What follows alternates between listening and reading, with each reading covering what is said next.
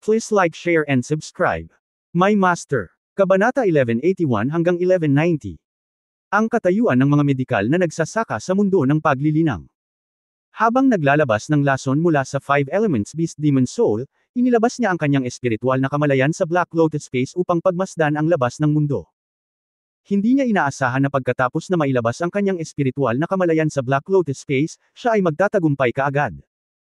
Bukod dito, nalaman niya na pagkatapos gamitin ang kanyang espiritual na kamalayan sa Black Lotus Space, walang sinuman sa labas ng mundo ang makakadama ng kanyang espiritual na kamalayan. Sa pag-iisip na maaaring ang kakaibang kalikasan ng Black Lotus Space ang nagpabago sa kanyang espiritual na kamalayan, naging mas matapang si Yang Yian at dahan-daang pinalawak ang kanyang espiritual na kamalayan. Walang kamalay-malay, ang kanyang espiritual na kamalayan ay umabot sa ika-9 na palapag ng spaceship. Nakita na lang niya si Luyanji na naglalakad palabas ng gitnang silid ng ika-9 na palapag at nakita niya si Yuan Xianxi sa silid. Pagkatapos ay buong tapang na inisip ni Yang Yian kung matutuklasan ba siya ng isang mahusay na master gaya ni Yuan Xianxi kung gagamitin niya ang kanyang espiritual na kamalayan sa Black Lotus Space. Bilang resulta, pagkatapos na makapasok ang kanyang espiritual na kamalayan sa silid ni Yuan Xianxi, narinig niya si Yuan Xianxi na kinakausap ang kanyang sarili. Hindi niya akalain na ang matandang ito na mukhang immortal ay may balak talaga laban sa kanyang apprentice. Tila gusto niyang gamitin ang kanyang batang apprentice na si Luyanji bilang isang sakripisyo para sa ika-4 na kalamidad sa Sanxian.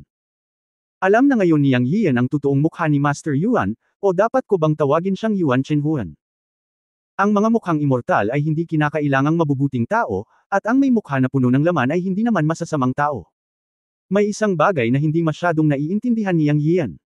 Humingi ng tawad si Master Yuan sa kanya sa publiko sa ngalan ng kanyang apprentice na si Kumeng Yu. Noong una, naramdaman ni Yang Yian na nakilala niya ang isang makatwiran at mabuting tao, ngunit nalilito pa rin siya.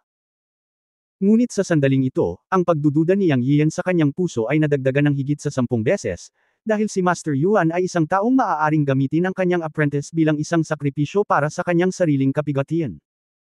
Paano siya magkakaroon ng marangal na mga birtod? Walang duda na si Master Yuan ay may malalim na dahilan para magnakaw sa publiko. Kaya binalak ni Yang Yian na tanggalin ang lason ng Five Elements Beast at pagkatapos ay imbestigahan kung mayroong anumang pagsasabuatan laban sa kanya. Matapos bawiin ang kanyang espiritual na kamalayan, hindi na binigyang pansin ni Yang Yian ang labas ng mundo at nagsimulang mag-alis ng lason mula sa Five Elements Beast Demon Soul. Kinailangang aminin ni Yang Yian na si Kumeng Yu, ang babaeng ito, ay may ilang mga trick sa paggamit ng lason. Kung ang Five Elements Beast ay hindi nabigyan at nagtataglay ng Five Elements Soul, matagal na itong nalason hanggang mamatay ng babaeng iyon. Ang kaluluwa ng demonyo ay naglalaman ng hindi bababa sa 30 uri ng lason. Kung ito ay isang ordinaryong tao, siya ay walang magawa. Sa kabutihang palad, si Yang Yian ay gumugol ng ilang dekada sa pag-aaral ng Divine Demon Medical Classic, at ngayon ang kanyang mga kasanayang medikal, na maaaring ituring bilang mga pamamaraan ng mga Diyos at demonyo, ay napatunayan at nagamit na. Sa Black Lotus Space, nagkaroon siya ng maraming oras upang pag-aralan ang pagpapalabas ng lason at pabayaan ito. Hindi niya kailangang gumamit ng espiritual na gamot, at maaari niyang palayasin ang lason ng Five Elements Beast Demon Soul sa mga pamamaraan na natutunan niya mula sa mga klasikong medikal. Pagkatapos ng 10 araw sa Black Lotus Space, ganap na pinalayas ni Yang Yian ang lason ng Five Elements Beast Demon Soul, at pagkatapos ay bumalik ang kanyang malay. At ang labas ng mundo ay lumipas lamang ng higit sa 1 oras. Ang sumunod na bagay ay ang lason sa katawan ng Five Elements Beast Demon. Kung ikukumpara sa lason ng demonyong kaluluwa, ang lason ng laman ay medyo mas madali para kay Yang Yian. Ayon sa mga medikal na pamamaraan na natutunan mula sa Divine Demon Medical Classic, unti-unting sinimulan ni Yang Yian ang paggamot. Sa sandaling ito, inutusan si Mu Wenxiang na gamitin ang imaheng bato upang i-record ang paraan ni Yang Yiu sa pag-detox ng Five Elements Beast sa Influence Stone. Si Yang Yiu ay nakitang naglalakad sa paligid ng malaking katawan ng Five Elements Beast, paminsan-minsan ay gumagawa ng masalimuot at misteryosong mga galaw ng kamay, at kung minsan ay sasampalin o itinuturo niya ang katawan ng Five Elements Beast, inuulit ang prosesong ito ng paulit-ulit. Maraming tao ang hindi nakaintindi. Mayroon bang ganitong paraan upang mag-detoxify? Nang hindi gumagamit ng mga table tasks, maaari kang mag-detoxify sa pamamagitan lamang ng pagturo at pagturo. Pagkatapos ng 1 oras ng tuloy-tuloy at walang patid na trabaho, nang lumitaw ang mga butil ng pawis sa noo ni Yang Yiu, sa wakas ay iminulat ng Five Elements Beast ang mga mata nito, ibinuka ang bibig at dumura ng isang bibig ng madilim na ambon at isang malaking pool ng dugo. Sakit. Ang isang malaking subo ng dugo ay sumirit sa deck ng spacecraft, na kinakaing unti-unti ang isang malaking hukay sa bakal na kahoy na deck ng spacecraft.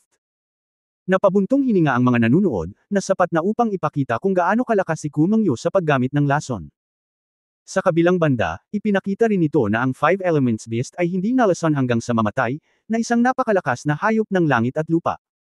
Ipinakita rin ito ang napakahusay na kakayahan ni Yang Yian sa pagpapaalis ng lason. Ito ang nagpaisip sa maraming tao sa paligid ng isang katanungan. Si Yang Yian ay isang high-level na medikal na practitioner. Sa paraan ng paglilinang, lahat ay may kanya-kanyang paraan, ngunit may iba't ibang ranggo. Ang mga medikal na practitioner ay tiyak na nangunguna sa ranggo, at sila ay mas iginagalang kaysa sa mga alchemist, mga tagapaglinis ng armas, mga master ng lason, mga master ng array, at iba pa. Dahil ang mga medikal na practitioner ay maaaring magligtas ng mga buhay. Batay lamang sa katotohanan na maaari silang magligtas ng mga buhay, dapat igalang ng sinumang magsasaka ang mga medikal na practitioner.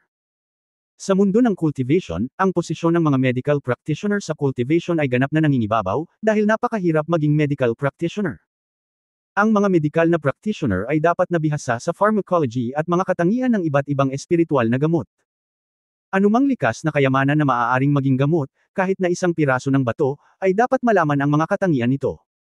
Ang mga medikal na practitioner ay mga alchemist at poison masters din. Sa makatuwid, ang mga medikal na practitioner ay unang nireranggo sa paraan ng paglilinang. Sa mundo ng paglilinang, minsan mas gugustuhin ng mga tao na saktan ang isang malakas na kaaway kaysa saktan ang isang medikal na practitioner. Ito ay napakahirap mag-practice ng gamot.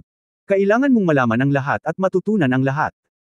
Ito ay hindi tulad ng ibang mga bagay tulad ng mga alchemist, mga tagapagpino ng armas, at iba pa, na kailangan lamang mag-concentrate sa isang landas, ngunit ang gamot ay hindi posible. Sa makatuwid, ang mga medikal na practitioner ay napakabihirang sa mundo ng paglilinang. Kadalasan, ang isang medikal na practitioner ang target ng lahat ng puwersa upang manalo, lalo na ang mga high-level na medikal na practitioner, na pinarangalan ng mga panauhin saan man sila pumunta. Ang mga medikal na practitioner din ang pangkat na may pinakamalawak na koneksyon. Ilang mga tao ang nagudyok sa kanila, dahil ang mga medikal na practitioner ay nagil-iligtas ng maraming tao at may maraming mga kaibigan, kabilang ang mga napakalakas. Bakit hindi mo subukang pukawin ang isa sa mga grupong ito? Maaaring nalasan ka sa araw na iyon, at maaari kang humingi ng tulong sa medikal na practitioner. Maaari mo ring sakta ng isang napakalakas na tao sa likod ng medikal na practitioner. Sa oras na ito, inakala ng lahat na si Yang Yiu ay isang high-level na medikal na practitioner, at naunawaan din nila na ang Yuan Xian Master, isang marangal na ikatlong antas na immortal sa lupa, ay hihingi ng tawad kay Yang Yiu sa publiko. Alam na pala ni Yuan Xian Master na si Yang Yiu ay isang high-level na medikal na practitioner. Inakala ng lahat na alam ng Yuan Xian Master na si Yang Yiu ay isang medical practitioner, kaya ayaw niyang masaktan siya, at humingi ng paumanhin sa publiko para sa kanyang apprentice. Hindi nila alam na nakita ni Yuan Xian Master ang mahiwagang kapangyarihan na ipinakita ni Yang Yiu, at naisip na si Yang Yiu ay may kaugnayan sa Holy Land Changsheng Temple, kaya hindi siya nang ahas na masaktan at humingi ng tawad. Lalong nag-isip si Wang Xiang. Nagliwanag ang mata ni Fatty Yan Chong nang tumingin siya kay Yang Yiu. Natural na alam niya ang magagandang benepisyo ng pakikipagkaibigan sa isang medical practitioner. Bagamat mababa ang kultibasyon ni Yang Yiu, tiyak na isa siyang kamanghamanghang medical na practitioner dahil lamang sa kaya niyang alisin ang 5 elemento ng beast poison gamit ang kanyang mga kamay nang hindi gumagamit ng anumang espiritual na gamot. Desidido siyang makipagkaibigan kay Yang Yiu. Laking tuwa niya na ang pagkakabangga kay Yang Yiu ay nagbigay sa kanya ng pagkakataon na makipagkaibigan kay Yang Yiu. Natural na hindi alam ni Yang Yian kung ano ang iniisip ng mga tao sa paligid niya. Nang makita niya ang Five Elements Beast na iniluwa ang isang subo ng itim na dugo at itim na hangin, nakahinga siya ng maluwag, alam niyang ito ay lason. Ngumiti siya na may pagod na mukha at sinabing, "Ano ang nararamdaman mo, Xiao?" "Salamat, Master, sa pag-detox sa akin. Maayos na ang pakiramdam ko ngayon." Pagkasabi noon, mukhang matamlay pa rin ang Five Elements Beast. Alam ni Yang Yian na ito ay nasa isang estado ng paggaling mula sa isang malubhang karamdaman, at ito ay magiging maayos pagkatapos ng ilang araw ng paggaling. Sa sandaling ito, ang kanyang puso ay napuno ng malaking pagtataka. Ang Divine Demon Medical Classic na itinuro ng matanda ay talagang karapat-dapat sa pangalan ng mga Diyos at demonyo. Gusto lang niyang i-detoxify ang Five Elements Beast na may ideya ng verification, ngunit madali itong gawin. Ganap niyang inalis ang lason sa Five Elements Beast nang hindi gumagamit ng anumang espiritual na gamot, na sapat na upang ipakita na ang Divine Demon Medical Classic ay isang first class na medikal na sikretong libro sa mundo. Siyempre, mayroon ding paraan ng paggamit ng espiritual na gamot upang gumawa ng mga elixir para mag-detoxify, ngunit walang oras. Ginamit ni Yang Yian ang paraan ng pagbubuklod at pagpapaalis ng lason sa Divine Demon Medical Classic. Sa hindi inaasahan, napakaganda ng epekto. Kung pagsasamahin ang dalawa, ang Five Elements Beast ay maaaring tumalon kaagad. Nagpasya si Yang Yiu na dapat niyang pag-aralan ang Divine Demon Medical Canon at iba pang mga medikal na lihim sa hinaharap. Kung natututo siyang mabuti, hindi lamang niya mailigtas ang mga tao, ngunit mailigtas din ang kanyang buhay. Makakapunta siya sa maraming mapanganib na lugar na hindi nang ahas puntahan ng iba, para magkaroon siya ng mas malaking pagkakataon. Terena, magpagaling ka muna para ma-detox ka. Pagod na pagod din ako. Pagkatapos kong gumaling, mag-purify ako ng mga pills para mapunan mo ang napinsalang essence. Sabi ni Yang Yiu sa Five Elements Beast. Nang marinig ng mga tao sa paligid na aalis na si Yang Yiu, isa-isa silang lumapit sa kanya at inanyayahan si Yang Yiu na bisitahin ang sarili nilang spaceship room.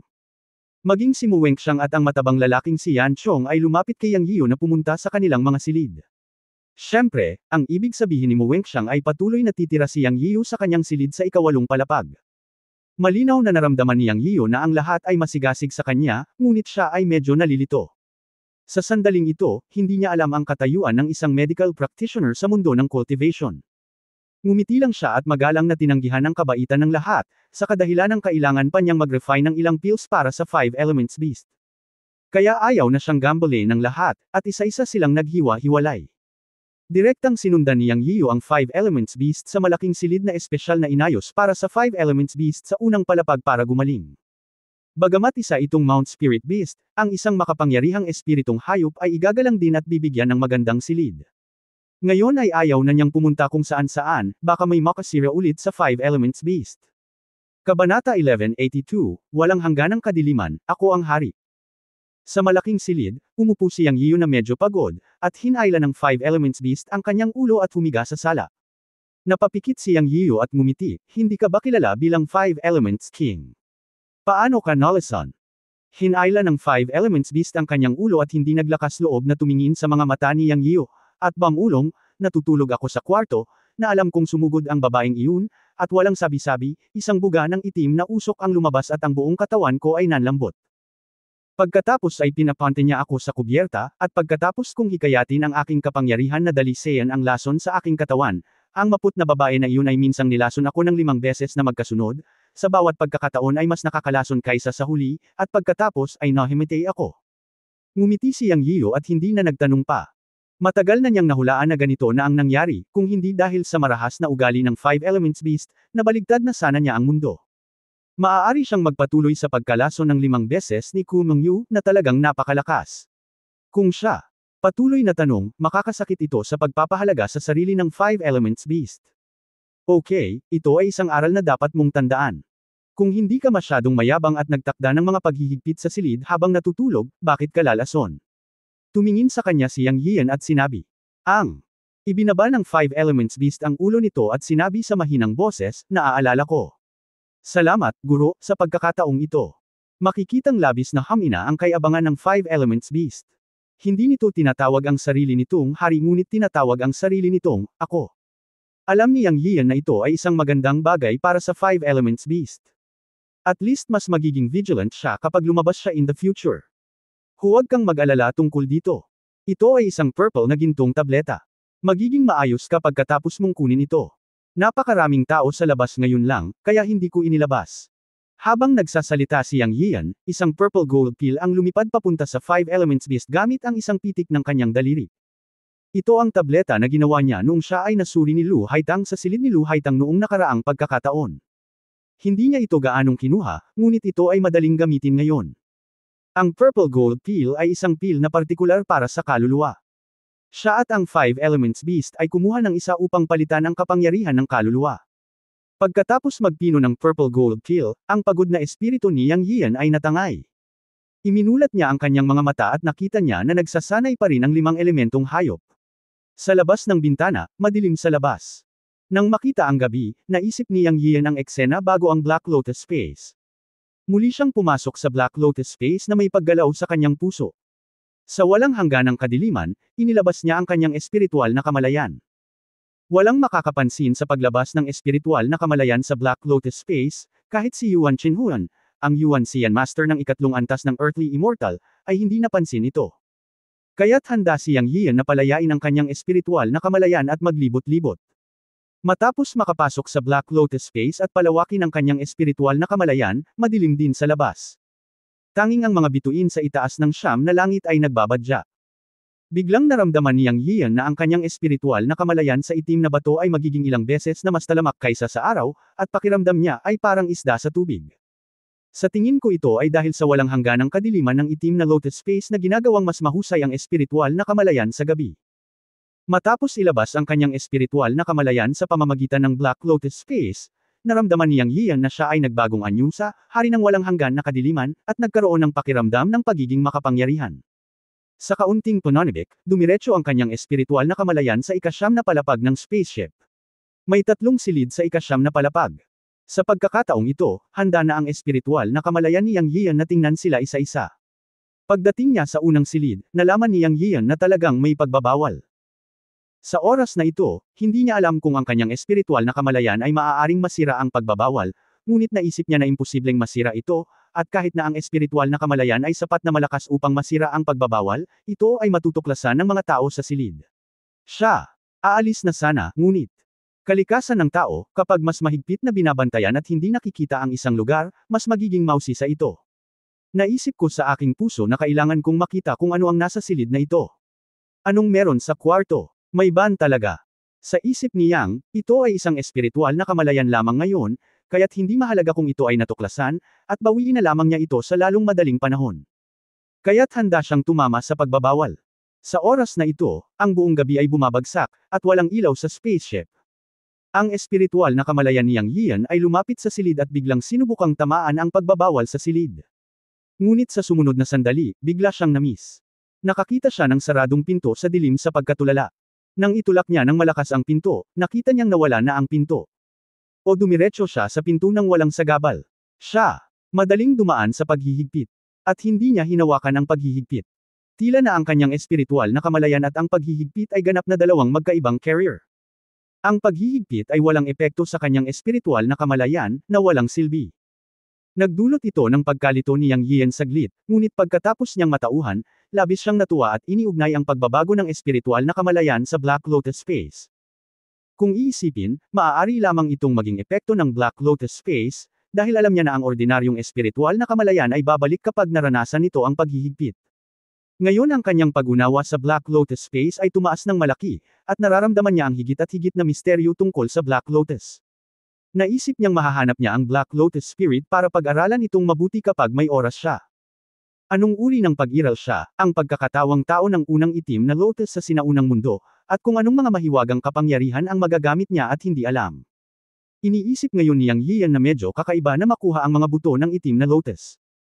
Noon sa lihim na lugar ng Qiangbei, ang nagbabantay sa Black Lotus Seed sa Black Lotus Cave ay ang Fengdian God Dog Fengdian Yelang.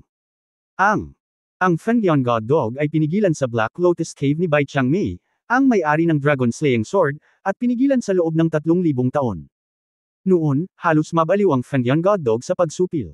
Mayroon ding kaunting kwento tungkol sa pakikipagtagpo sa Fengdian God Dog sa taong iyon. Gustong kumain ng Fengdian God Dog, at idiniin ito sa ilalim ng mga kuko nito gamit ang backhand nito.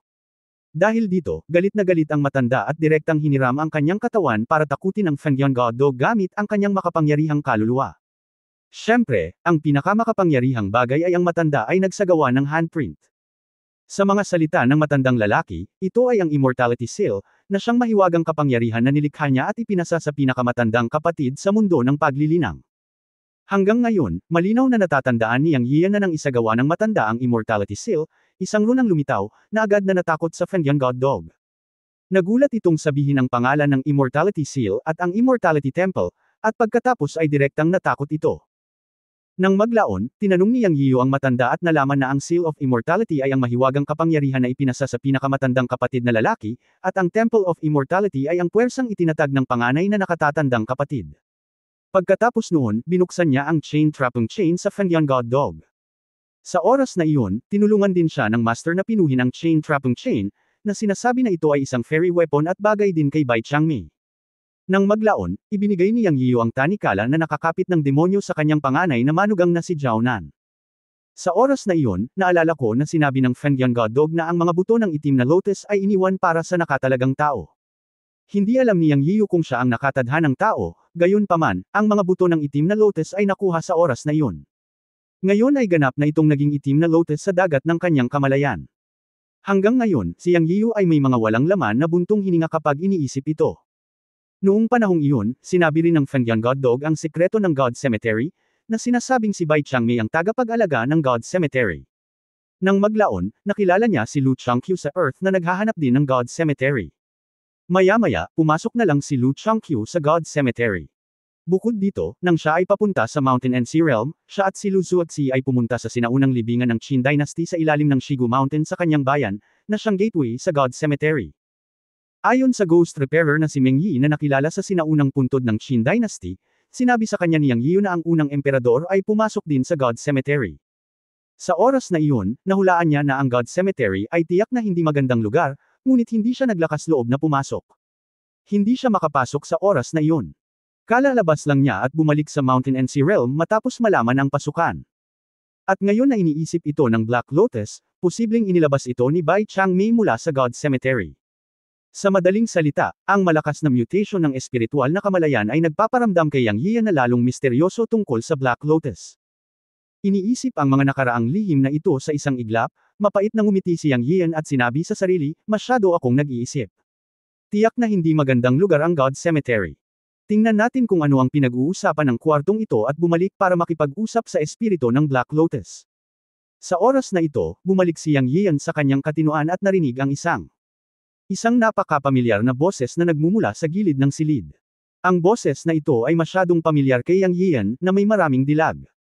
Dalawang boses, ang isa ay magaspang at maalay na may kasamang tawa hehe, at ang isa naman ay boses babae ngunit parang puno ng sakit na ayaw.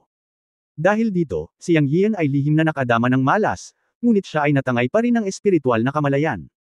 Sa sumunod na sandali ay ibinuko niya ang kanyang bibig. Ang pinto sa gilid ng silid ay hindi nakasara, at walang anumang paghihigpit. Sa malaking kama sa gilid ng kwarto, isang matandang lalaki na may kulubot na mukha ang nakahiga sa isang puting babae. Ang unang pumasok sa isip niyang matapos itong makita ay, ang repolyo ay kinain ng matandang baboy. Hindi pa niya nakita ang matandang ito dati, ngunit nalaman niya mula sa kanyang espiritual na kamalayan na siya ay talagang isang pangatlong antas na immortal sa lupa. Gayunpaman, ang babae sa ilalim ng matanda ay isang kakilala. Hindi niya inaasahan na si Kumeng Yu yun. Nagmulat talaga ng mata ko. Kabanata 1183, ang sekta ng panganay na kapatid ay isang banal na lugar. Gayunpaman, may nakitang kakaiba si Yang Yiyu sa susunod na sandali. Nakita niya ang walang katapusang puot sa mga mata ni Kumeng Yu. Hinayaan niyang ihagis siya ng matanda na may luha sa kanyang mga mata. Pagkaraan ng ilang sandali, ang matandang may kulay abo na buhok ay nagpakawala ng mahinang dagandong, pagkatapos ay tumayo at tumingin kay Kumeng Yu, na ang mga mata ay puno ng kawalan ng pag-asa at takot, at sinabi, huwag kang masyadong mag-isip, pamangkin. Gumastos ako ng malaking halaga ng espiritual na kapangyarihan at mahalagang kayamanan upang i-connecta ang iyong putol na braso. Kung hindi, kahit na nakakonekta ang iyong braso, mag-iiwan ito ng mga sekwelae. Ngayon nararamdaman ko na walang mga sekwelae, na buo at hindi makakaapekto sa pagiging epektibo ng iyong labanan. At naiintindihan ko na gusto mong maghayganti sa batang iyon na nagngangalang Yang Yiyu. Akala ko may ideya ako para sa iyong Panginoon. Si Yang Yiyu ay mapipilitang mamatay. Sabihin mo sa akin, ano pa ang hindi mo gusto? Hehe. Sa isang pagsabog ng maalay na pagtawa, ang matanda ay marahang pinadaus-daus ang kanyang mga kamay sa katawan ni Kumeng Yu at matagumpay na tumawa. Aalis na sana si Yang Yiyan, ayokong makakita ng ganitong malas na eksena, ngunit hindi niya inaasahan na babanggitan siya ng matanda. Muli siyang huminto at naghanda na ipagpatuloy ang pakikinig sa kanilang usapan. Ibinaba ni Kumeng Yu ang kanyang ulo para isuot ang kanyang damit. Malinaw na nakakakita si Yang Yiyan sa dilim. Sobrang bangis ng mukha niya. Pagkatapos ay tumayo siya at tumingin sa matanda at sinabing, Meng Yu, salamat kay Tio Feng sa kanyang kabaitan. Paano ito magiging kakaiba? Pati si Meng Yu. Ang paghanga ni Tio Feng ay makapaglingkod. Si Kumeng Yu ay mukhang maislan at magiliw ng magsalita. Sa katunayan, si Yang Yiyan ay may Chen Kun Ai at isang malakas na espiritual na pakiramdam upang obserbahan. Puno siya ng sama ng loob ng magsalita. Nang makita ang sama ng loob na nakatago sa mga mata ni Kumengyu sa dilim, paanong hindi maintindihan ni Yang Yian na si Kumengyu ay pinilit ng matandang ito na pinangalanang Feng. Kaya lang, ang isa ay pangatlong antas na immortal sa lupa, at ang isa ay isang kalamidad. Ang braso ay hindi maaaring ibaluktot ang hita, kaya Kumengyu ay maaari lamang tanggapin ang kanyang kapalaran at hindi maglakas loob na sabihin ang anumang bagay. Ayon sa sinabi ng matandang may apelyidong Feng, muli niyang ikinabot ang putol na braso ni Kumengyu, at pagkatapos, ang presyo ni Kumengyu ay dapat tulugan ng matandang immortal. Kasama rin dito ang bargaining chip para sa paghihiganti, kaya hindi siya nawala ng gana sa pagtulog ng matandang immortal. Walang magandang damdamin si Yang Yiu para kay Kumengyu, isang masamang babae na gustong pumatay sa kanya, at walang simpatiya. Now listening to their conversation, kasabwat talaga. Sa oras na ito, ang matandang walang kamatayang apelyido na Feng ay tumawa at sinabing, "Huwag kang mag-alala, pamangkin, ikaw na ngayon ang katauhan ng aking tiyuhin. Kung nabuli ka, tutulungan kitang ilabas ang iyong galit." Pinutol ng batang nagngangalang Yang Yiu ang iyong braso, at ang payo na ibinigay ng iyong tiyuhin sa iyong amo ay sapat na upang mamatay siya ng 100 beses. Uncle Feng, ako. Gusto kong patayin si Yang Yiu gamit ang sarili kong mga kamay. Ang mga mata ni Kumengyu ay nagpakita ng matinding puot sa sandaling ito. Siya ay ginahasa ng lalaking may apelyido na Feng, ngunit mas kinaiinisan niya si Yang Yiu sa kanyang puso, at lahat ng kasawian ay isinisisi niya kay Yang Yiu. Naisip niya na ang lalaking may apelyidong Feng ay kaibigan ng kanyang Panginoon, si Yuan Xianxi, at narinig niyang sinabi ng kanyang amo na ang lalaking may apelyidong Feng ay isang medical practitioner. Dinala niya sa silid ang lalaking may apelyidong Feng nang walang anumang hinala na gamutin ang nabali niyang braso. Gayunpaman, hindi inasahan ni Kumengyu na pagkatapos na pagalingin ng lalaking may apelyidong Feng ang kanyang putol na braso, gumawa siya ng isang impolite na kahilingan, na hubad at hindi nakikilala. Lumaban siya, ngunit sa mga kamay ng isang ikatlong antas na immortal sa lupa, ang kanyang pagtutol ay mapatla. Sa huli, maiisip na lamang niya na siya ay sinipungan ng isang aso, at ang orihinal na kasalanan na nagdulot ng lahat ng pinsalang ito sa kanya ay ang batang lalaki na nagngangalang Yang Yiu. Ang lahat ay dahil kay Yang Yiu. Kung hindi dahil sa kanya, hindi sana siya napatay ng coffin board ng matandang immortal na may apelyidong Feng. Kaya ang taong pinakaayaw ni Kumengyu sa kanyang puso ay si Yang Yiu. Kung hindi niya pinunit si Yang Yiu gamit ang sarili niyang mga kamay, hindi niya maaalis ang puot sa kanyang puso. Kung hindi pinutol ni Yang Yiu ang isang braso niya, paano siya na-fuck nitong matandang aso? Ang pangalawang taong pinakaayaw niya ay ang kanyang Panginoon, si Yuan Xianxi. Ngayon ay sikat na si Kumengyu, at pumayag si Yuan Xianxi sa mga aksyon ng matandang immortal na Feng. Nanlamig ang kanyang puso. Hindi niya inaasahan na itutulak siya ng kanyang amo na si Yuan Xianxi sa fire pit. Hindi kinasusuklaman ni Kumengyu ang matandang aso na may apelyidong Feng gaya ng unang dalawa. At saka, walang kwenta ang galit sa kanya. Hindi mahalaga kung ang matandang asong si Feng o ang kanyang Panginoon na si Yuan Xianxi, hindi siya nang ahas na pukawin sila. Kaya ang magagawa niya ngayon ay bayaran ng halaga gamit ang kanyang katawan at i-maximize ang pagkakataon na tutulungan siya ng matandang immortal na alisin si Yang Yiu para maibsan ang puot sa kanyang puso. Ang matandang lalaki na may apelyidong Feng ay sumulyap kay Kumengyu at nakangiting sinabi, "Nakita namin ito ng iyong Panginoon sa deck ng spaceship noong araw. Hindi ka tugma kay Yang Yiu. Paano mo siya mapapatay?" Pinigilan ni Kumengyu ang kanyang pagduduwal at humakbang pasulong upang damaykid sa matandang lalaki na pinangalanang Feng, at sinabi sa isang mislan na boses, "Kaya kailangan kong umasa sa aking tiyuhin. Hanggat matutulungan ako ng tiyuhin ko na mailabas ang galit ko, magiging mabuting master ako kay Tito Feng sa hinaharap." Hahaha, ang matandang immortal na may apelyidong Feng ay tumawa, nagmuni-muni sandali at nagsabi, "Huwag kang mag-alala, tutulungan ka ng aking tiyuhin na makamit ang iyong nais."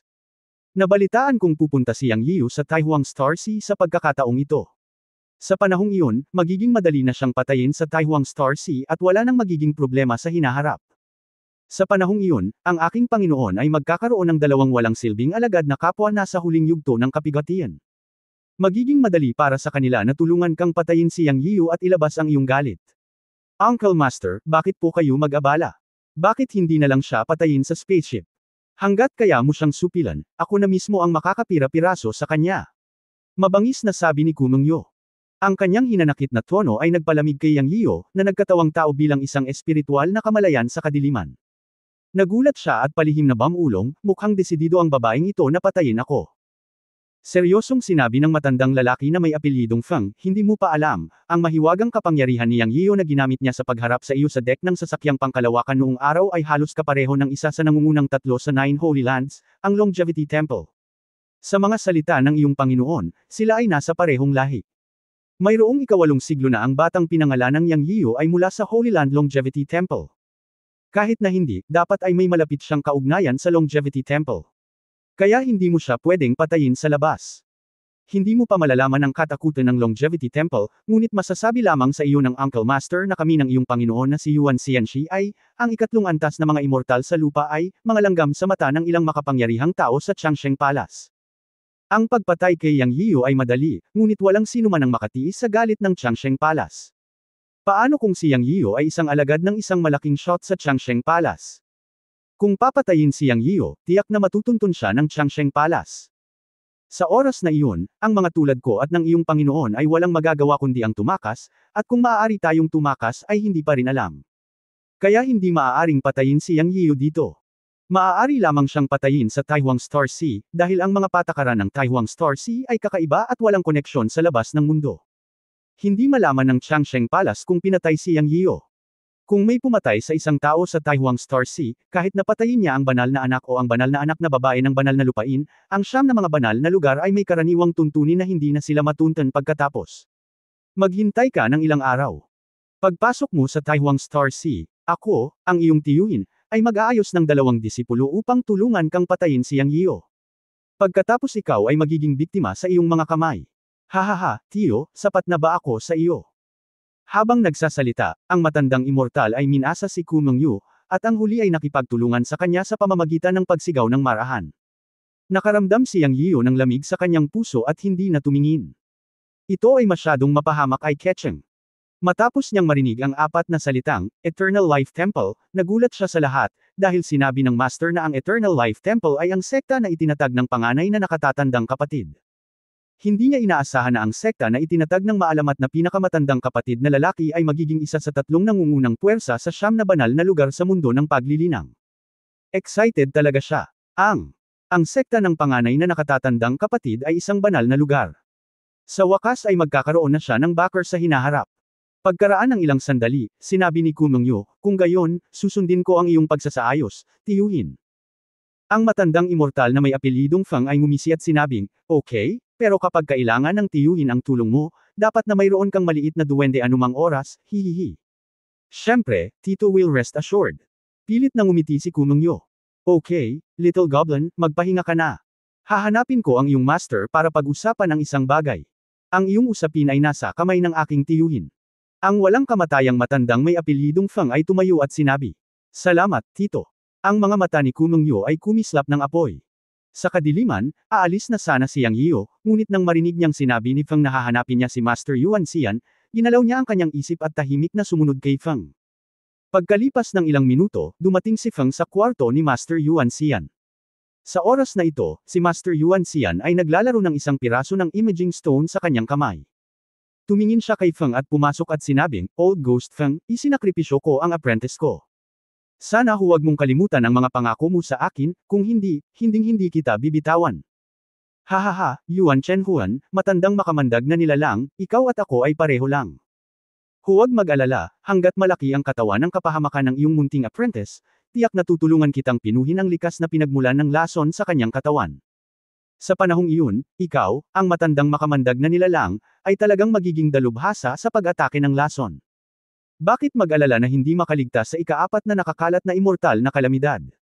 Ang matandang lalaki na pinangalanang Feng ay tumawa ng masama. Kabanata 1184, ang Guardian Beast ng Xuanyuan Family.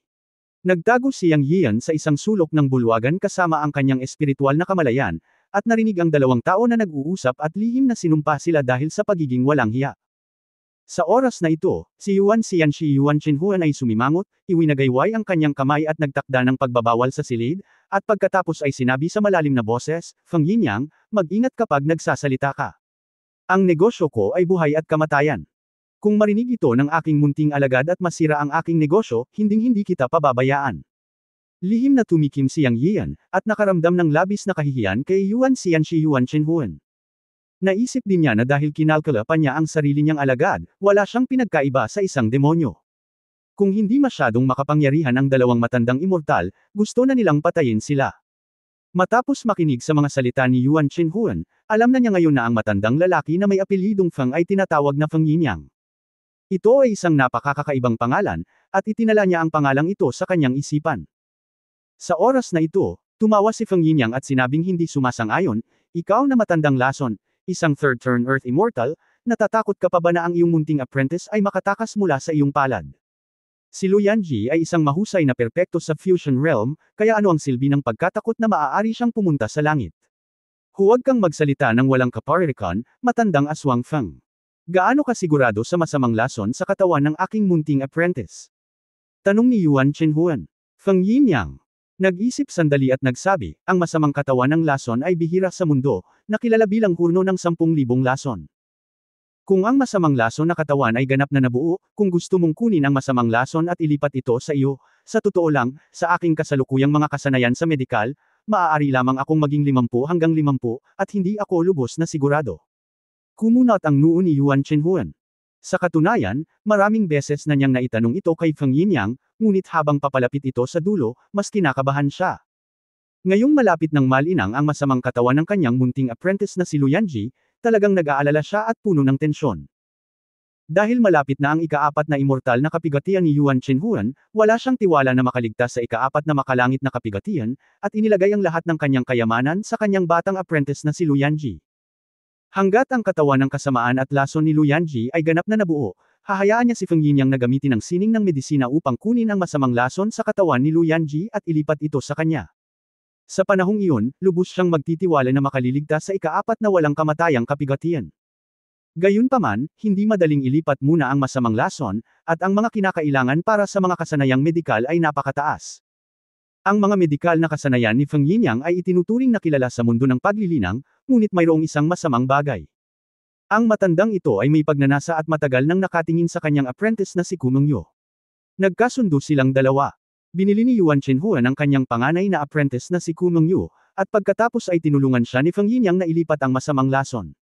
Siyempre, nangako rin siya kay Feng Yinyang na bibigyan siya ng malaking kayamanan. Gayunpaman, si Feng Yinyang 50% lang ang sigurado, kaya nag-alala si Yuan Chenhuan pagkatapos ng lahat, dahil inilagay ni Yuan Chenhuan ang lahat, ngunit alam din niya na ang sining ng medisina ay hindi ganoon ka-simple. Tungkol sa sining ng medisina, biglang naisip ni Yuan Chenhuan si Yang Yiyo. Nakita niya ang imaheng bato na ipinadala ni Mu Wenxiang. Bagamat kumuha siya ng lason, mayroon din siyang kaunting kaalaman sa medisina. Mula sa imaheng bato, nakita niya si Yang Yiyo na naglalabas ng lason mula sa 5 elementong hayop gamit ang kanyang mga kamay, na nagpapakita ng ilang napaka-sinaunang medical seal. Dahil dito ay napaisip si Yuan Chen kung maaari niyang hayaan itong maunawaan ni Feng Yinyang. Kung mauunawaan ito ni Feng Yinyang at pagbutihin ang kanyang mga kasanayang medikal, magkakaroon siya ng mas magandang pagkakataon na matagumpay na mailipat sa kanya ang lason ng sakuna. Malinaw, si Yang Yiyo ay isang mahusay na medikal na practitioner. Naisip ni Yuan Chenhuan na hilingin kay Yang Yiyo na ilipat sa kanya ang lason ng sakuna, ngunit alam niyang imposible ito. Hindi pa banggitin kung payag si Yang Yiyo, kahit na nahuli siya at pinilit na sumang-ayon, masyadong mababa ang kultibasyon ni Yang Yiyo, at hindi niya mapino ang lason ng sakuna kahit na sa pamamagitan ng medikal na paraan. Ang isa pang bagay ay ang Yang Yiyo ay nauugnay sa Hall of Eternal Life, na labis na kinatatakutan ni Yuan Chenhuan. Kaya't maaari lamang silang umasa kay Feng Yinyang. Kung tutuusin, kilala nila si Feng Yinyang. Libu-libong taon nang magkakilala ang dalawa at kilala nila ang isa't isa. Ang pagtulong kay Feng Yinyang na mapabuti ang kanyang mga medikal na kasanayan ay katumbas ng pagtulong sa kanyang sarili.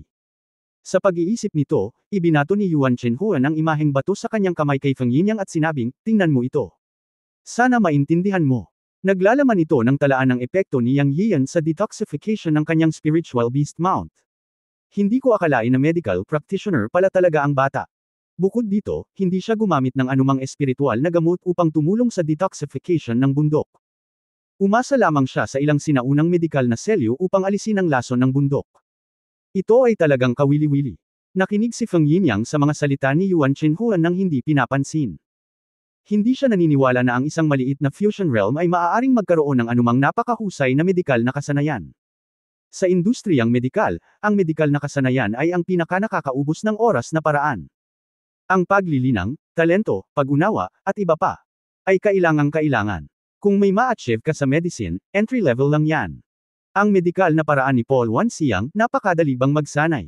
Sa karamihan, naisip ni Feng Yinyang na si Yang Yiyo ay isang apprentice lamang na may pangunahing kaalaman sa medikal. Anong mga kamangha-manghang kakayahan ang maaaring mayroon siya? Habang nag-iisip, inactivate niya ang imaheng bato upang buksan ito at tingnan. Nang tingnan ito ni Feng Yinyang nang may paghamak, hindi niya ito sineseryoso noong una, ngunit matapos makita si Yang Yiyu sa imaheng bato na gumaganap ng sunod-sunod na kakaiba at misteryosong selyo at ang 1.1 pokang na paraan sa 5 elementong hayop, sa wakas ay nagbago ang kanyang mukha. Nabalot ng katahimikan ang hall. Nagtago si Yang Yiyu sa kadiliman at tahimik na nagmamasid, gustong marinig kung ano ang gagawin ng dalawang matandang ito, ngunit hindi niya inaasahan na makikita niya ang kanyang sarili na naglalabas ng lason mula sa 5 elementong hayop. Nawala ang pang-aalipusta sa mukha ni Feng Yinyang, ngunit napalitan ng pinipigilang pananabik. Makikita na ang kanyang katawan ay nanginginig, at ang kanyang mga matandang mata ay nakatutok sa imahe ni Yang Yiyu na naglalabas ng lason mula sa 5 elementong hayop sa imaheng bato. Matapos makita ang pagbabago sa mukha ni Feng Yinyang, gumalaw ang puso ni Yuan Chenhuan, at may mga inaasahan siya. Hindi niya inistorbo si Feng Yinyang at tahimik na naghintay. Pagkaraan ng ilang sandali, sa wakas ay natapos na ni Yang Yiyan sa imaheng bato ang pagpapaalis ng lason mula sa 5 Elements Beast. Ang 5 Elements Beast ay nagdure ng isang subo ng itim na hangin at itim na dugo, pagkatapos ay dahan-daang nagising, at ang imaheng bato ay nawala. Biglang tumayo si Feng Yinyang, at tuwang-tuwang sinabi, ang nawawalang sining ng banal at demonyong gamot ay talagang sining ng banal at demonyong gamot. Dapat makuha ko ito. Hindi napigilan ni Yuan Chenhuan na magtanong, anong banal at demonyong gamot ang Feng Laogui? Kapakipakinabang ba sa iyo ang paraan ng paggamot ng batang ito? Hindi niya naiintindihan ang gamot at walang interes dito. Ang pinakamahalaga sa kanya ay ang makita kung ang paraan ni Yang Yiyan sa pagpapaalis ng lason ay kapakipakinabang para kay Feng Yinyang. Kung ito ay kapakipakinabang kay Feng Laogui, magiging kapakipakinabang para sa kanya na ilipat ang lason ng kalamidad. Ito ang tanong na pinakamahalaga kay Yuan Chenhuan. Pinigilan ni Feng Yinyang ang kanyang pananabik at sinabi, higit sa kapakipakinabang, ang aking medikal na pamana ay nakuha mula sa isang sinaunang relic, ngunit ito ay isang hindi kumpletong medikal na pamana. Gayunpaman, kahit na ito ay isang hindi kumpletong medikal na pamana, ito ay nagbigay daan sa akin upang makakuha ng isang foothold sa mundo ng paglilinang mula sa isang maliit na casual na magsasaka. Noong panahong iyon, isa lamang akong maliit na nascent soul cultivator na hindi sinasadyang nakapasok sa sinaunang relic na iyon. Binanggit ng medikal na pamana na nakuha ko noong taong iyon na ang pinakamakapangyarihan at komprehensibong medikal na pamana sa mundo ay ang Divine Demon Medical Classic. Binanggit ng mga record na ang Divine Demon Medical Classic ay ang pamana ng walang katulad na sekta ng medikal noong huling panahon, at halos kinakatawan nito ang mga kasanayang medikal noong huling panahon. Nang maglaon, ang dakilang medikal na sekta ay nawasak sa hindi malamang dahilan, ngunit ang medikal na pamana ay sa wakas ay pinagsama-sama sa isang libro at ipinasa, ngunit ito ay nawala ng walang bakas. Sa loob ng libu-libong taon, hinahanap ng mga medikal na bilog ang mga magic na klasikong medikal, ngunit sa kasamaang palad ay walang bakas. Ang sabi-sabi lang na ang Magic Medical Classics ay minana na lang ngayon sa isang maliit na halaga ng isa sa mga sinaunang pamilya sa banal na lupain, ang dinastiyang Xuanyuan, at ang ninuno ng pamilyang Xuanyuan na si Xuanyuan Wangdi, ay lumikha ng Wangdi Neijing, na may kaunting Magic Medical Classics bilang batayan, na siyang pinakamahusay na sining ng medikal sa panahong ito. Iyon ang dahilan kung bakit itinatag ng pamilyang Xuanyuan ang Xuanyuan Dynasty na may Yellow Emperor's Classic of Internal Medicine, at sumulong upang maging isa sa 9 na banal na lugar sa mundo ng paglilinang, at nanindigan hanggang ngayon. Hindi, kailangan kong makakuha ng ilang banal at malademonyong kasanayang medikal mula sa batang ito, kailangan kong. Nanginginig si Feng Yinyang nang matapos siyang magsalita, at mukha siyang baliw. Nagulat si Yang Yiyu nang marinig ang mga salita ni Feng Yinyang sa dilim. Hindi niya inaasahan na malalaman ni Feng Yinyang, ang matandang ito, ang tungkol sa Divine and Demonic Medical Classic. Sa oras na ito, nagtanong si Yuan Chenhuan, paano ka nakakasigurado na si Yang Yiyu ay gumaganap ng kung ano ang mapahamak na Divine and Demonic Medical Classic? Sa oras na ito, tumahimik si Feng Yinyang, nakatingin sa walang katapusang kadiliman sa labas ng bintana. Pagkaraan ng ilang sandali, mahina niyang sinabi, dahil ang sinaunang lugar kung saan nakuha ko ang medikal na pamana noong taong iyon ay nasa ipinagbabawal na lugar ng pamilya Xuanyuan. Nakita ko ang hindi kumpletong Divine and Demonic Medical Classic at ang seal na ginawa ni Yang Yiyu doon. Sila ay nasa parehong angkan. Bukod dito, ako ang Guardian Beast ng Xuanyuan family ng Xuanyuan Dynasty matagal na ang nakalipas ang Fengyan God Dog Clan. Nagulat si Yang Yiyan nang marinig niya ang mga salita ni Feng Yinyang sa kadiliman. Hindi niya inaasahan na si Feng Yinyang, ang matandang immortal na ito, ay mula talaga sa Guardian Beast clan ng Xuanyuan family. Ipinaalala nito sa kanya si Fengyan Yelang, ang Fengyan God Dog na pinigilan sa Black Lotus Cave sa Changbei Secret Land. Kabanata 1185, Bangungot na Soul Guiding Technique. Nagulat si Yuan Chenhuan nang marinig niyang nagsasalita si Feng Yinyang. Hindi niya inaasahan na si Feng Yinyang ang magsasabing siya ang guardian beast ng Xuanyuan family, ang Fengyan Divine Dog Clan. Alam mo, ang Divine Dog ay isang hayop. Halatang tao siya, paano niya masasabi na isa siyang Divine Dog? Ang tanong na ito ay hindi lamang nakalilito kay Yuan Chenhuan, kundi maging kay Yang Yian. Malinaw na tao si Feng Yinyang, ngunit sinasabi niyang miyembro siya ng Fengyan Divine Dog Clan. Nagpatuloy si Feng Yinyang, libu-libong taon na ang nakalilipas, ako ay isang natatanging tagapag-alaga na hayop ng pamilya Xuanyuan. Dahil lang sa natulog ako sa isang katulong sa palasyo, itinapon ako ng pamilya Xuanyuan sa ipinagbabawal na purgatorio. Nang sabihin ito ni Feng Yinyang, puno siya ng sama ng loob. Huminto siya at nagpatuloy, ang aking Fengyan Divine Dog Clan ay nagpo-protekta sa pamilyang Xuanyuan sa loob ng maraming henerasyon. Dahil lang sa natulog ako sa isang hamak na kasambahay sa palasyo, pinarusahan nila ako at sinira ang aking pisikal na katawan. Sa kabutihang palad, nakakuha ako ng blessing in disguise at nakuha ang sinaunang medikal na mana sa ipinagbabawal na lugar ng pamilya Xuanyuan. Nakatakas ako sa lugar na iyon pagkatapos yakapin ang aking kaluluwa. Diyos noon. Mabait sa akin at hayaan akong makatagpo ng isang pisikal na katawan na may mataas na antas ng fit. Matapos kunin ang katawan, naging Feng Yinyang ako ngayon. Sa aking mga sinaunang medikal na kasanayan, nakarating ako sa kung nasaan ako ngayon. Dahil talaga sa matandang ito ang mana ay nakuha mula sa ipinagbabawal na lupain ng pamilya Xuanyuan, kaya alam ko na ang Yellow Emperor's Internal Classic ng pamilya Xuanyuan ay nag-evolve mula sa Divine Demon Medical Classic noong huling panahon. Ang ninuno ng pamilyang Xuanyuan ay lumikha ng Yellow Emperor's Internal Classic at itinatag ang kasalukuyang Xuanyuan Dynasty Holy Land. Sa pagkakaalam ko, hindi sumuko ang pamilya Xuanyuan na hanapin ang Divine Demon Medical Classic noong huling panahon. Ngayong araw, naabutan ko ito. Sigurado ako na ang seal method na ginamit ni Yang Yiyo ay ang teknik ng Divine Demon Medical Classic. At tila dapat na pinagkadalubhasaan ito ng bata ng lubus, at malamang na ito ay ang kumpletong, banal na Demon Medical Classic. Kung makukuha ko ang Divine Demon Medical Classic, at ililipat ito sa iyo para pinuhin ang lason ng kalamidad, 100% sigurado ako. Sabi ni Feng Yinyang sa dulo. Nang marinig ni Yang Yian si Feng Yinyang na nagsasalita, nagmura siya sa kanyang puso, napakawalang hiyang matandang immortal, natulog siya sa isang katulong sa palasyo at sinabing ito ay makatwiran. Isa ng pagpapala na hindi siya direktang konektado sa Yuanshen ng pamilya Xuanyuan. Dahil ang Xuanyuan Dynasty ay tinatawag na dynasty, ito ay isang lugar na may mahigpit na batas. Not to mention meritorious service, pwede ka nalang matulog kasama ang isang katulong sa palasyo. Kung walang parusa, paano ito magiging isang banal na lugar? Nakikita ni Yang Yian na si Feng Yinyang, itong matandang immortal, ay hindi kayang kontrolin ang kanyang ibabang bahagi ng katawan. Hindi nakakagulat na natulog siya kay Kumengyo.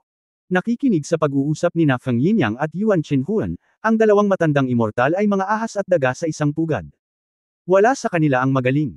Ang isa ay malabag at walang ilalim na linya, at ang isa ay maaaring kalkulahin ang kanyang apprentice para sa kanyang sarili. Hindi kayang talunin ni Yang Yian ang dalawang matandang immortal na ito. Kung maaari niyang talunin ang mga ito, siya ay tumalon sa lugar at ipadala sila sa langit. Ang pinakamahalagang punto ay hindi niya inaasahan na makikilala ni Feng Yinyang ang God and Demon Treasure Book, mula sa impluwensya ng kanyang pagpapaalis ng lason mula sa 5 elementong hayop. Sa pagtingin sa matandang immortal, dapat niyang makuha ang kanyang mga kamay dito. Alam ni Yang Yian na siya ay tina-target ng isang matandang lalaki sa antas ng 3 antas na immortal sa lupa. Ito ay isang napakasamang bagay, at siya ay nag-aalala ng ilang sandali.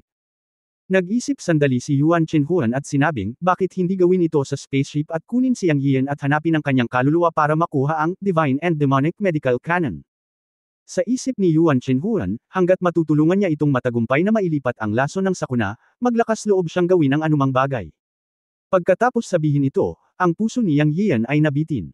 Kung inatake siya ng 2 pangatlong antas na immortal sa lupa sa spaceship, wala siyang pagkakataong makatakas. Sa kabutihang palad, sinabi ni Feng Yinyang, hindi iyon kailangan. Kung talagang kikilos tayo laban sa batang iyon sa spaceship, hindi tayo magkakaroon ng pagkakataong magsanay kahit na makuha natin ang Divine and Demonic Medical Canon. Huwag kalimutan na ang Hall of Eternal Life ay may kaugnayan sa batang iyon. Kung may nangyari talaga sa batang iyon at nalaman ito ng mga tao sa Hall of Eternal Life, malamang na ikaw at ako ay mamatay kahit magtago tayo sa langit. Ang kakanyahan natin ay ang mabuhay ng mas mahusay, hindi ang mamatay sa lalong madaling panahon, kaya hindi tayo dapat kumilos sa mundo ng mga magsasaka, lalo na sa sasakyang pangkalawakan. Huwag kalimutan ang sinabi ko tungkol sa Taiwan Star Sea. Matapos pumunta ang batang iyon sa Taiwan Star Sea, hindi na natin kailangang mag-alala tungkol sa problema ng Hall of Eternal Life. Ngunit kakaiba ang mga batas sa Taiwan Star Sea, at maraming restriction sa rehiyon. Hindi tayo makakapasok sa mga lugar na maaaring pasukin ng mga taong mababa sa antas ng kapigatian. Ano ang dapat nating gawin? Sabi ni Yuan Chenhuan. Huwag kang mag-alala tungkol dito. Nangako na ako kay Kumengyo na tutulungan siyang patayin si Yang Yio. Pagdating ng panahon, papasukin ko ang 2 disipulo sa Taiwan Star Sea. Kasama ang iyong 2 disipulo, makakaharap nilang 4 si Yang Yio, na nasa Fusion Realm. Pagkatapos makuha ang Divine and Demonic Medical Classic, mula sa bata, papatayin natin siya ng direkta sa Taiwan Star Sea. Walang makakaalam, at hindi kami mag-iiwan ng anumang pahiwatig sa Changsheng Palace. Sabi ni Feng Yinyang na may ningning sa kanyang mga mata. Hindi napigilan ni Yuan Chenhuan ang tumango at sinabing, "Okay, let's do it." Bagamat ang aking munting apprentice ay umabot lamang sa yugto ng pagsasanib, ang kanyang likas na masamang katawan ng lason ay nalampasan si Kumengyo sa paggamit ng lason. Pagdating ng panahon, bibigyan ko siya at si Kumengyo ng lason na ginawa ko mismo. Ginagarantiya ko na si Yang Yio ay magiging biktima kahit na ang kanyang mga medikal na kasanayan ay napakahusay. Nagpadala ako ng mensahe sa aking 2 apprentice na maghintay sa Milky Way. Pagdating ng panahon, magtulungan silang 4 para masigurong walang pagkakamali.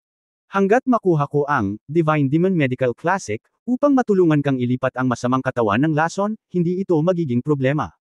Sa ganitong paraan, malilimutan ang mga likas na materyales at kayamanan na ipinangako mo sa akin noon. Sa pagkakataong ito, Divine Demon Medical Classic, lang ang gusto ko at kukuha tayo ng bawat kailangan natin. Mahinang sabi ni Feng Yinyang. Ang galing. Tinapos ng 2 matandang immortal ang kanilang pag-uusap, ngunit ngumisi si Yang Yio sa kanyang puso.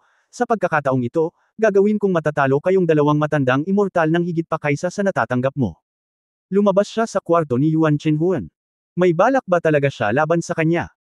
Ngumisi si Yang Yian sa dilim, at lihim na nagpasalamat na pinahintulutan ng Black Lotus Space na magbago ang kanyang espiritual na kamalayan, kaya hindi siya nadiskubre ng 2 matandang immortal, at nagawa niyang baliwalain ang mga paghihigpit at nakikinig sa mga kalkulasyon laban sa kanya. Kung hindi, pagkatapos pumasok sa Great Wilderness, baka tumaob na talaga siya. Sa kabutihang palad, may isang bagay na dapat ipagpasalamat. Ayon sa 2 matandang immortal, sa Great Wilderness Star Sea, ang mga master na tulad nila ay hindi makapasok sa mga lugar kung saan nagpunta ang mga cultivator sa ibaba ng Tribulation Crossing Stage. Si Yang Yian ay may sariling kalkulasyon sa kanyang isipan tungkol sa 2 disipulo ni Feng Yinyang na nasa huling Tribulation Crossing Stage, kasama sina Kumengyo at Luyanji na nagsanib puwersa para harapin siya. Hindi natakot si Yang Yian sa maagang yugto ng Tribulation ni Kumengyo, kahit na mayroon siyang mga kasanayan sa lason. Natakot siya sa 2 huling yugto ng Tribulation. Pagkatapos ng lahat, ang kanilang paglilinang ay mas mataas kaysa sa kanya, at mayroong 2 sa kanila. Hindi sigurado si Yang Yian. Ang isa pang taong kinatatakutan niya ay si Luyanji. Ayon kay Yuan Chenhuan, ang lason ng sakuna ni Luyanji ay malapit ng ganap na mabuo, na mas mahusay kaysa sa lason ni Kumengyo. Bukod dito, bibigyan ni Yuan Chenhuan ang kanyang 2 disipulo ng isang uri ng lason na haharapin siya. Ito ang kinatatakutan ni Yang Yian. Tumingin siya sa kanya at naisip niya na napakadelikado niya. Gayunpaman, pagkatapos niyang marinig ang pag-uusap nina Yuan Chenhuan at Feng Yinyang, mayroon siyang plano sa isip at handa siyang subukang manalo kay Luyanji. Kung alam ni Luyanji na ang kanyang panginoong si Yuan Chenhuan ay nagbabalak laban sa kanya, kung gayon si Yang Yian ay maaaring makipag-alyansa kay Luyanji, at kapag sina Kumengyo at Feng Yinyang, 2 late-stage tribulation disciples sa Taiwan, ay nagsanib puwersa upang harapin siya, maaari niyang hayaan si Luyanji na mag-counterattack ng hindi inaasahan mula sa loob. Sa oras na iyon, mahirap sabihin kung sino ang nagbabalak laban kanino. Kung paano makipag-ugnayan kay Luyanji, pinag-isipan ito ni Yang Yian at nagpa siya na gamitin ang Black Lotus Great Method para makuha ang kaluluwa at makuha ang kaluluwa ni Luyanji sa Black Lotus Space para pag-usapan ang bagay na ito. Kahit na ang espiritual na kamalayan ay maaaring pumasok sa silid ni Luyanji, si Yang Yian ay natatakot na matuklasan at magdulot ng gulo. Bilang karagdagan, siya ang master sa Black Lotus Space. May haharap niya ang lahat ng kanyang nakikita at naririnig sa kanyang espiritual na kamalayan kay Luyanji sa pamamagitan ng memorya ng kaluluwa. Kung hindi, mahirap para kay Luyanji na maniwala na ang kanyang amo ay magbabalangkas laban sa kanya. Si Lu Yanji ay isang mahusay na perpekto sa Fusion Realm. Kahit na si Yang Yian ay nasa maagang yugto ng Fusion Realm, sa mga tuntunin ng kapangyarihan ng kanyang kaluluwa, hindi siya natatakot sa sinuman sa parehong kaharian. Bilang karagdagan, sa pagpapala ng Black Lotus Space, dapat niyang matagumpay na makuha ang kaluluwa ni Lu Yanji at ipakulong ang kanyang kaluluwa sa Black Lotus Space. Upang matiyak ang tagumpay, pagkatapos bumalik ang espiritual na kamalayan ni Yang Yian, pumasok siya sa dagat ng kamalayan at naghanda na hanapin ang Black Lotus Spirit upang magtanong tungkol sa sitwasyon. Kung tutusin, hindi pa niya nabihag ang kaluluwa ng iba. Kailan? Dumating siya sa dagat ng kamalayan, direktang sumigaw si Yang Yian, Black Lotus. Sa susunod na sandali, ang itim na lotus ay kumislap ng itim na liwanag at naging isang babae na nakasuot ng itim na damit at lumitaw sa harap ni Yang Yian. Direktang sinabi sa kanya ni Yang Yian kung ano ang iniisip niya, at tinanong siya kung maaari itong maging matagumpay, o kung ano ang dapat gawin upang maging mas ligtas.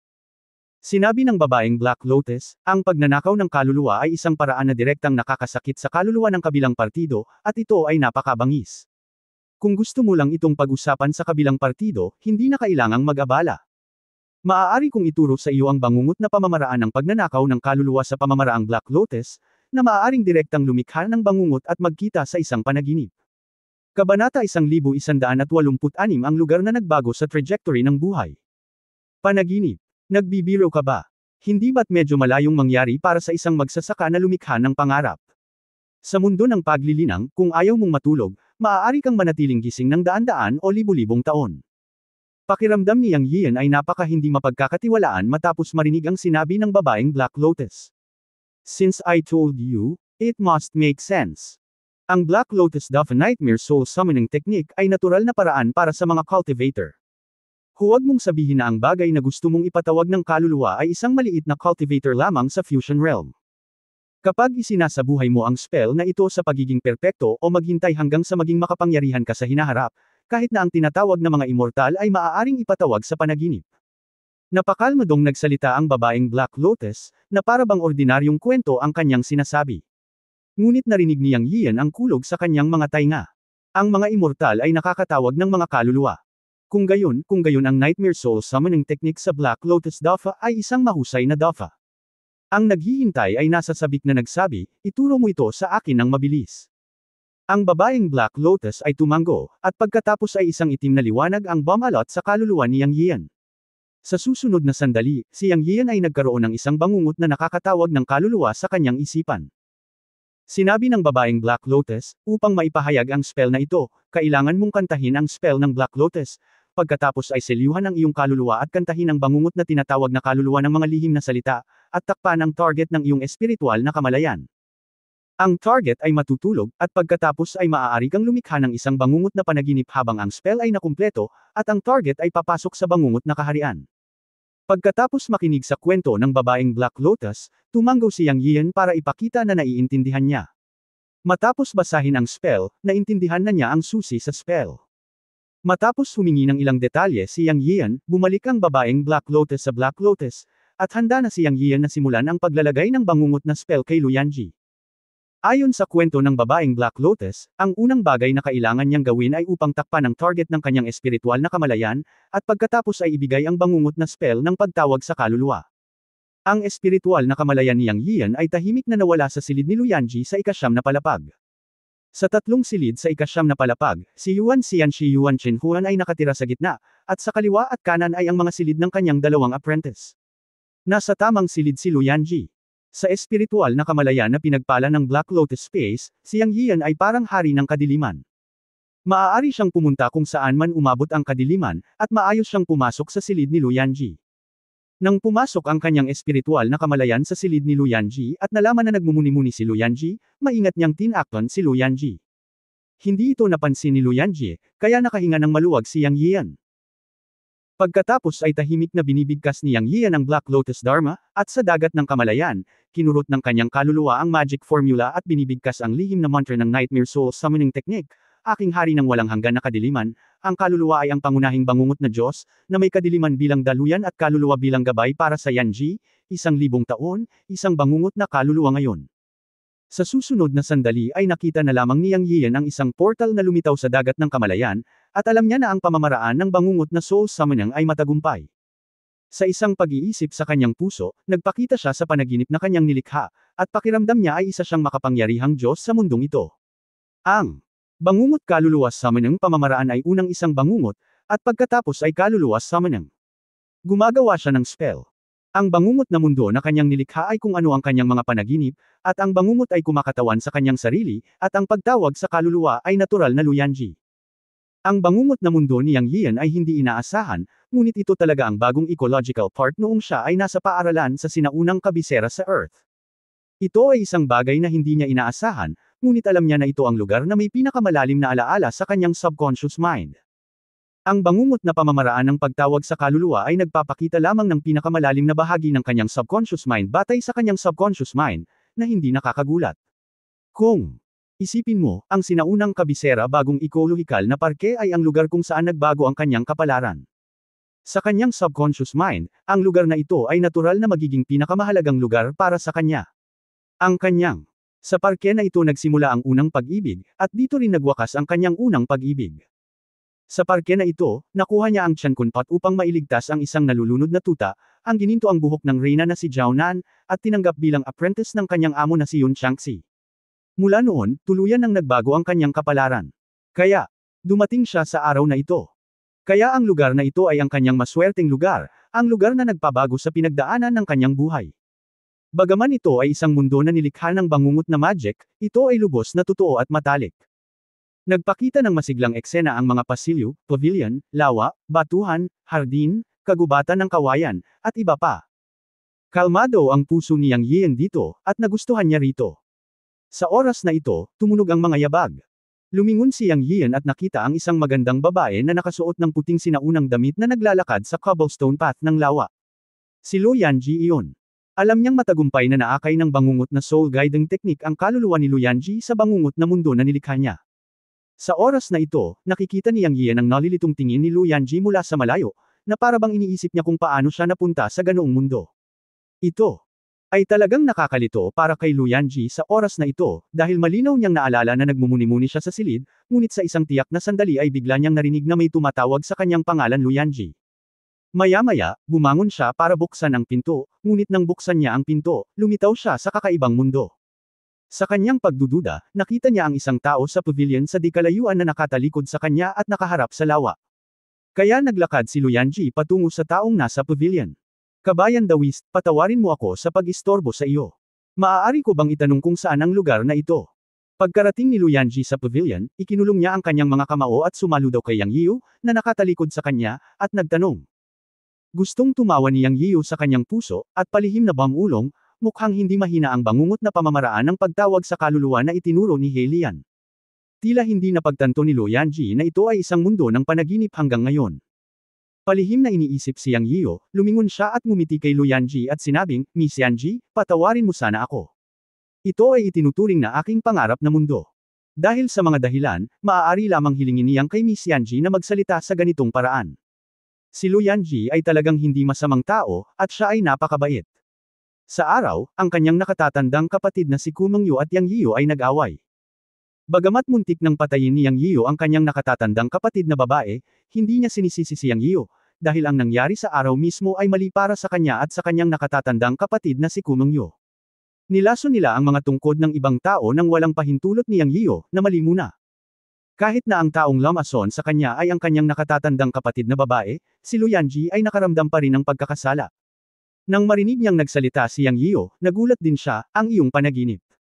Anong ginagawa mo? Nagbago ang mukha ni Luyanji at tumingin siya kay Yang Yiu. Ang kakayahang ilagay ang sarili sa kanyang panaginip ay sapat na upang ipakita na si Yang Yiu ay napakahusay. Agad siyang napuno ng pagbabantay. Tiningnan niya si Yang Yiu na may masamang tingin, na nangangahulugan na kung hindi siya magbibigay ng makatwirang paliwanag, siya ay magiging masama. Natural na naiintindihan ni Yang Yiu ang iniisip ni Luyanji, ngunit wala siyang oras para ipaliwanag ang mga detalye kay Luyanji. Direkta niyang sinabi, Miss Yanji, huwag kang magkamali. Inanyayahan kita na pumunta dito para lamang sa panaginip, na hindi magdudulot sa iyo ng anumang tunay na pinsala. Kaya ipapakita ko muna sa iyo ang ilang mga larawan ng epekto. Pagkatapos mong panuorin ang mga ito, natural na mauunawaan mo kung bakit kita hinahanap, at maaari tayong maging magkapanalig. Alam ni Yang Yiu na kailangan niyang hayaan si Luyanji na maniwala sa kanya, kaya ipinakita niya sa kanya ang pag-uusap sa pagitan ng kanyang master na si Yuan Xianxi at Feng Yinyang. Natural na maiintindihan niya ito. Malapit nang magbukang liwayway, at natatakot siyang mahaba ang gabi at magkakaroon siya ng maraming panaginip, kaya ipinakita niya kay Luyanji ang lahat ng narinig at nakita niya ngayong gabi. Ang bangungot na mundo ay ang kanyang mundo, siya ang Panginoon, hindi na kailangang gumawa ng anumang mga spell para maapektuhan ito, isang isip lamang sa kanyang isipan, nagbago ang paligid, una sa silid ni Yuan Xian Master Yuan Chenhuan. Sa sandaling ito, nakita ni Luyanji na isa itong nasa master's room na nakikipag-usap sa master. Master. Sa tingin ko si Master Feng ay tumitingin sa aking senior na kapatid sa isang napakasamang paraan, magkakaroon ba ng anumang problema? How dare you? I am a good friend of Feng Laogui. Medyo kakaiba lang siya. Wala namang masama sa kanya, at ituturing niya ang putol na braso ng senior sister mo, bilang junior, paano mo random na ayusin ang mga senior? Pamilyar na salita, pamilyar na silid, pamilyar na sarili at Panginoon. Ang mga pag-uusap na ito ay eksakto ang mga pag-uusap niya sa kanyang Panginoon sa maghapon. Nagulat si Luyanji noong una, ngunit naunawaan niya na ito ay isang talaan lamang ng eksena sa pamamagitan ng ilang lihim na pamamaraan. Pagkatapos ay nakita siya ni Luyanji na lumabas ng silid, ngunit ang kanyang amo ay nakatayo pa rin sa pintuan at pinapanood siyang umalis. Pagkatapos ay narinig ni Luyanji ang kanyang amo na si Yuan Xianxi na bumubulong sa kanyang sarili. Malapit na, kapag naabot mo na ang Mahayana stage ng Poison Body, panahon na para malampasan ng amo mo ang pang-apat na kalamidad ng kalat-kalat na walang kamatayan. Inilaan ko ang lahat ng aking pagsisikap na sanayin ka sa loob ng 500 taon, at sa wakas nakita ko ang pag-asa at ang kaluwalhatian ng kalat-kalat na walang kamatayan. Ngunit sino ang makakaalam na ang kalat-kalat na kapahamakan sa bawat 1,000 taon ay paulit-ulit na tarangkahan ng impyerno?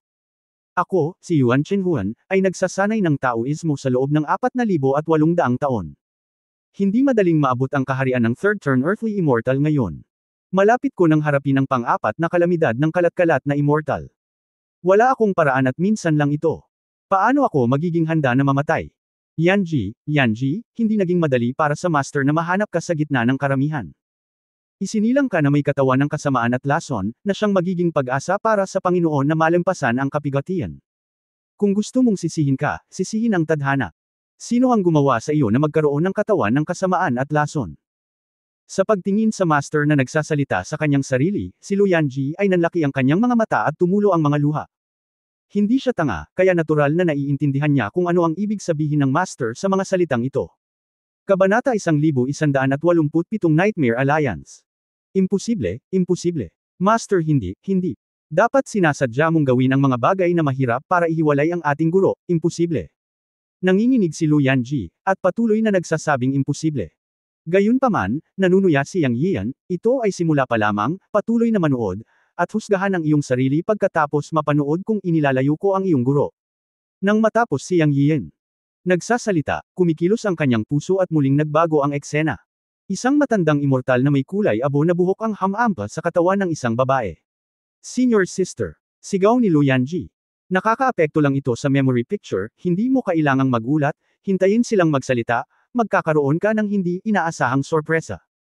Nadama ni Yang Yian na medyo malupit para sa kanya na ipakita ang mga ito ng direkta kay Luyanji, ngunit upang makabuo ng isang alyansa kay Luyanji at makita niya ang mga mukha ng kanyang amo at kapatid, kailangan niyang gawin ito. Paano kaya? Alam ko na itong Tiyuhin Feng ay may masamang intensyon sa aking kapatid, siya. Siya talaga. Si Master ay hindi naniniwala sa akin. Nakatitig si Luyanji sa matandang walang kamatayang tiyuhin na si Feng na humahaplos sa kanyang kapatid at nagsalita sa nanginginig na boses. Hindi naman sa hindi ka pinaniniwalaan ng amo mo, pero pumayag ang amo mo, pero hindi mo lang alam. Kapag natapos mo ng panoorin ang mga eksenang ito, malalaman mo kung sino ang iyong master na si Yuan Xianxi Yuan Chenhuan. Bahagyang nakipag-usap si Yang Yiu kay Luyanji. Nagpatuloy ang eksena, at inilayo ni Luyanji ang kanyang ulo mula sa pakikipagkompromiso ni Feng Yinyang sa kanyang nakatatandang kapatid na babae. Matapos marinig ang pag-uusap ni Feng Yinyang at ng kanyang nakatatandang kapatid na babae, tila naiintindihan ni Luyanji kung bakit siya hinahanap ni Yang Yiu. Narinig niya ang puot at sumpa ng kanyang nakatatandang kapatid na si Kumengyo laban kay Yang Yiu, at narinig niya ang ideya ni Feng Yinyang na magpadala ng 2 disipulo sa huling yugto ng kapigatian sa Taihuang Star Sea upang samahan si Kumengyo na patayin si Yang Yiu. Siya. Narinig din niya ang selos at hinanakit ng kanyang nakatatandang kapatid na si Kumengyo sa kanyang nakababatang kapatid na babae, at nadama niya ang halo-halong emosyon sa kanyang puso. Pagkatapos ay muling nagbago ang eksena, na lumitaw sa silid ng kanyang Panginoon na si Yuan Xianxi, kung saan nasaksihan ni Luyanji na ang tunay na pukano ng kanyang Panginoon na si Yuan Xianxi ay ang kanyang masamang katawan ng lason. Lalo na matapos marinig ang pag-uusap ni Feng Yinyang at ng kanyang Panginoong si Yuan Xianxi, napigilan ang paghinga ni Luyanji, at ang kanyang buong isip ay umiihip. Sa eksenang ito, nakita niya ang kanyang Panginoon, si Yuan Xianxi Feng Yinyang, na nagsasabing, "Old Ghost Feng, isinakripisyo ko ang aking disipulo. Sana huwag mong kalimutan ang mga pangako mo sa akin, kung hindi, hinding-hindi kita mapapatawad." Hahaha. Matandang makamandag na nilalang na si Yuan Chenhuan, ikaw at ako ay magkaibigan lang. Huwag mag-alala, hanggat ang katawan ng kapahamakan ng iyong munting alagad ay umabot sa dakilang kasakdalan, tiyak na tutulungan kitang pinuhin ang likas na pinagmula ng lason sa kanyang katawan. Sa oras na iyon, ikaw, ang matandang makamandag na nilalang, ay talagang makakabisado na sa pag-atake ng lason, kaya bakit mag-alala na hindi makaligtas sa ikaapat na nakakalat na walang kamatayang kalamidad? Feng Yinyang, mag-ingat sa iyong mga salita. Ang aking mga gawain ay mga usapin ng buhay at kamatayan. Kung marinig ng aking munting disipulo ang mahahalagang bagay na ito at masira ang aking mga plano, hinding-hindi kita patatawarin. Ikaw, isang matandang makamandag na nilalang, ay isang third-turn Earth Immortal, at natatakot ka pa rin na ang iyong munting alagad ay makatakas mula sa iyong palad. Si Luyanji ay isang mahusay na perpekto sa Fusion Realm, kaya ano ang masama kung natatakot kang umakyat siya sa langit? Matandang Ghost Feng, huwag kang magsalita ng walang kaparirikon. Gaano ka katiyak na maaalis mo ang lason sa kapahamakan sa katawan ng aking munting alagad? Ang Evil Poison Body ay bihira sa mundo, na kilala bilang 10,000 Poisons Cauldron. Kung ang Evil Poison Body ay ganap na nabuo, gusto kong kunin ang masamang lason at ilipat ito sa iyo. Sa totoo lang, sa aking kasalukuyang mga medikal na kasanayan, maaari lamang akong maging 50 hanggang 50, at hindi ako lubos na sigurado. Nakinig si Luyanji at pinanood ang pag-uusap ng kanyang master na si Yuan Xianxi at Feng Yinyang. Nanginginig ang buong katawan niya. Bawat salita ay parang kutsilyong tumutusok sa kanyang puso at sumasakit sa kanyang kaluluwa. Bagamat isa itong panaginip, lumuluha si Luyanji at mukhang desperado. Siya ay bumagsak sa lupa at tumingin sa Yuan Xianxi sa video, sumisigaw, "Bakit? Bakit mo ako ginaganito? Alam mo ba na itinuring kita bilang aking ama mula noong ako ay bata, at iginagalang kita bilang isang Panginoon mula sa kaibuturan ng aking puso? Pero bakit, wuwuo?" Luyanji ay labis na nalungkot. Sa pagtingin sa master na si Yuan Xianxi sa video, siya ay naluluha at umungol ng malakas. Matapos makamit ni Yang Yian ang kanyang layunin, nakaramdam siya ng kirot sa kanyang puso at nawala ang larawan. Muling bumalik sa parke ang paligid. Bagamat alam niya na ang pagpapakita kay Luyanji ng mga bagay na ito at ang makita ang tunay na mukha ng kanyang amo na si Yuan Chenhuan ay malupit at nakakasakit ng puso para kay Luyanji. Walang pagpipilian si Yang Yian. Kailangan niya ng kakampi, at si Luyanji ay natural na kakampi. Ang pagpapalam kay Luyanji na makita ang totoong mukha ni Yuan Chenhuan ay nagligtas din sa kanya. Kung ang katotohanan ay hindi ipinakita kay Luyanji, kung hindi niya alam, kapag ang kanyang katawan ng masamang lason ay ganap na nabuo, ito ang araw kung kailan pinino at hinigup ito ni Yuan Chenhuan, at siya ay mamamatay sa kalaunan.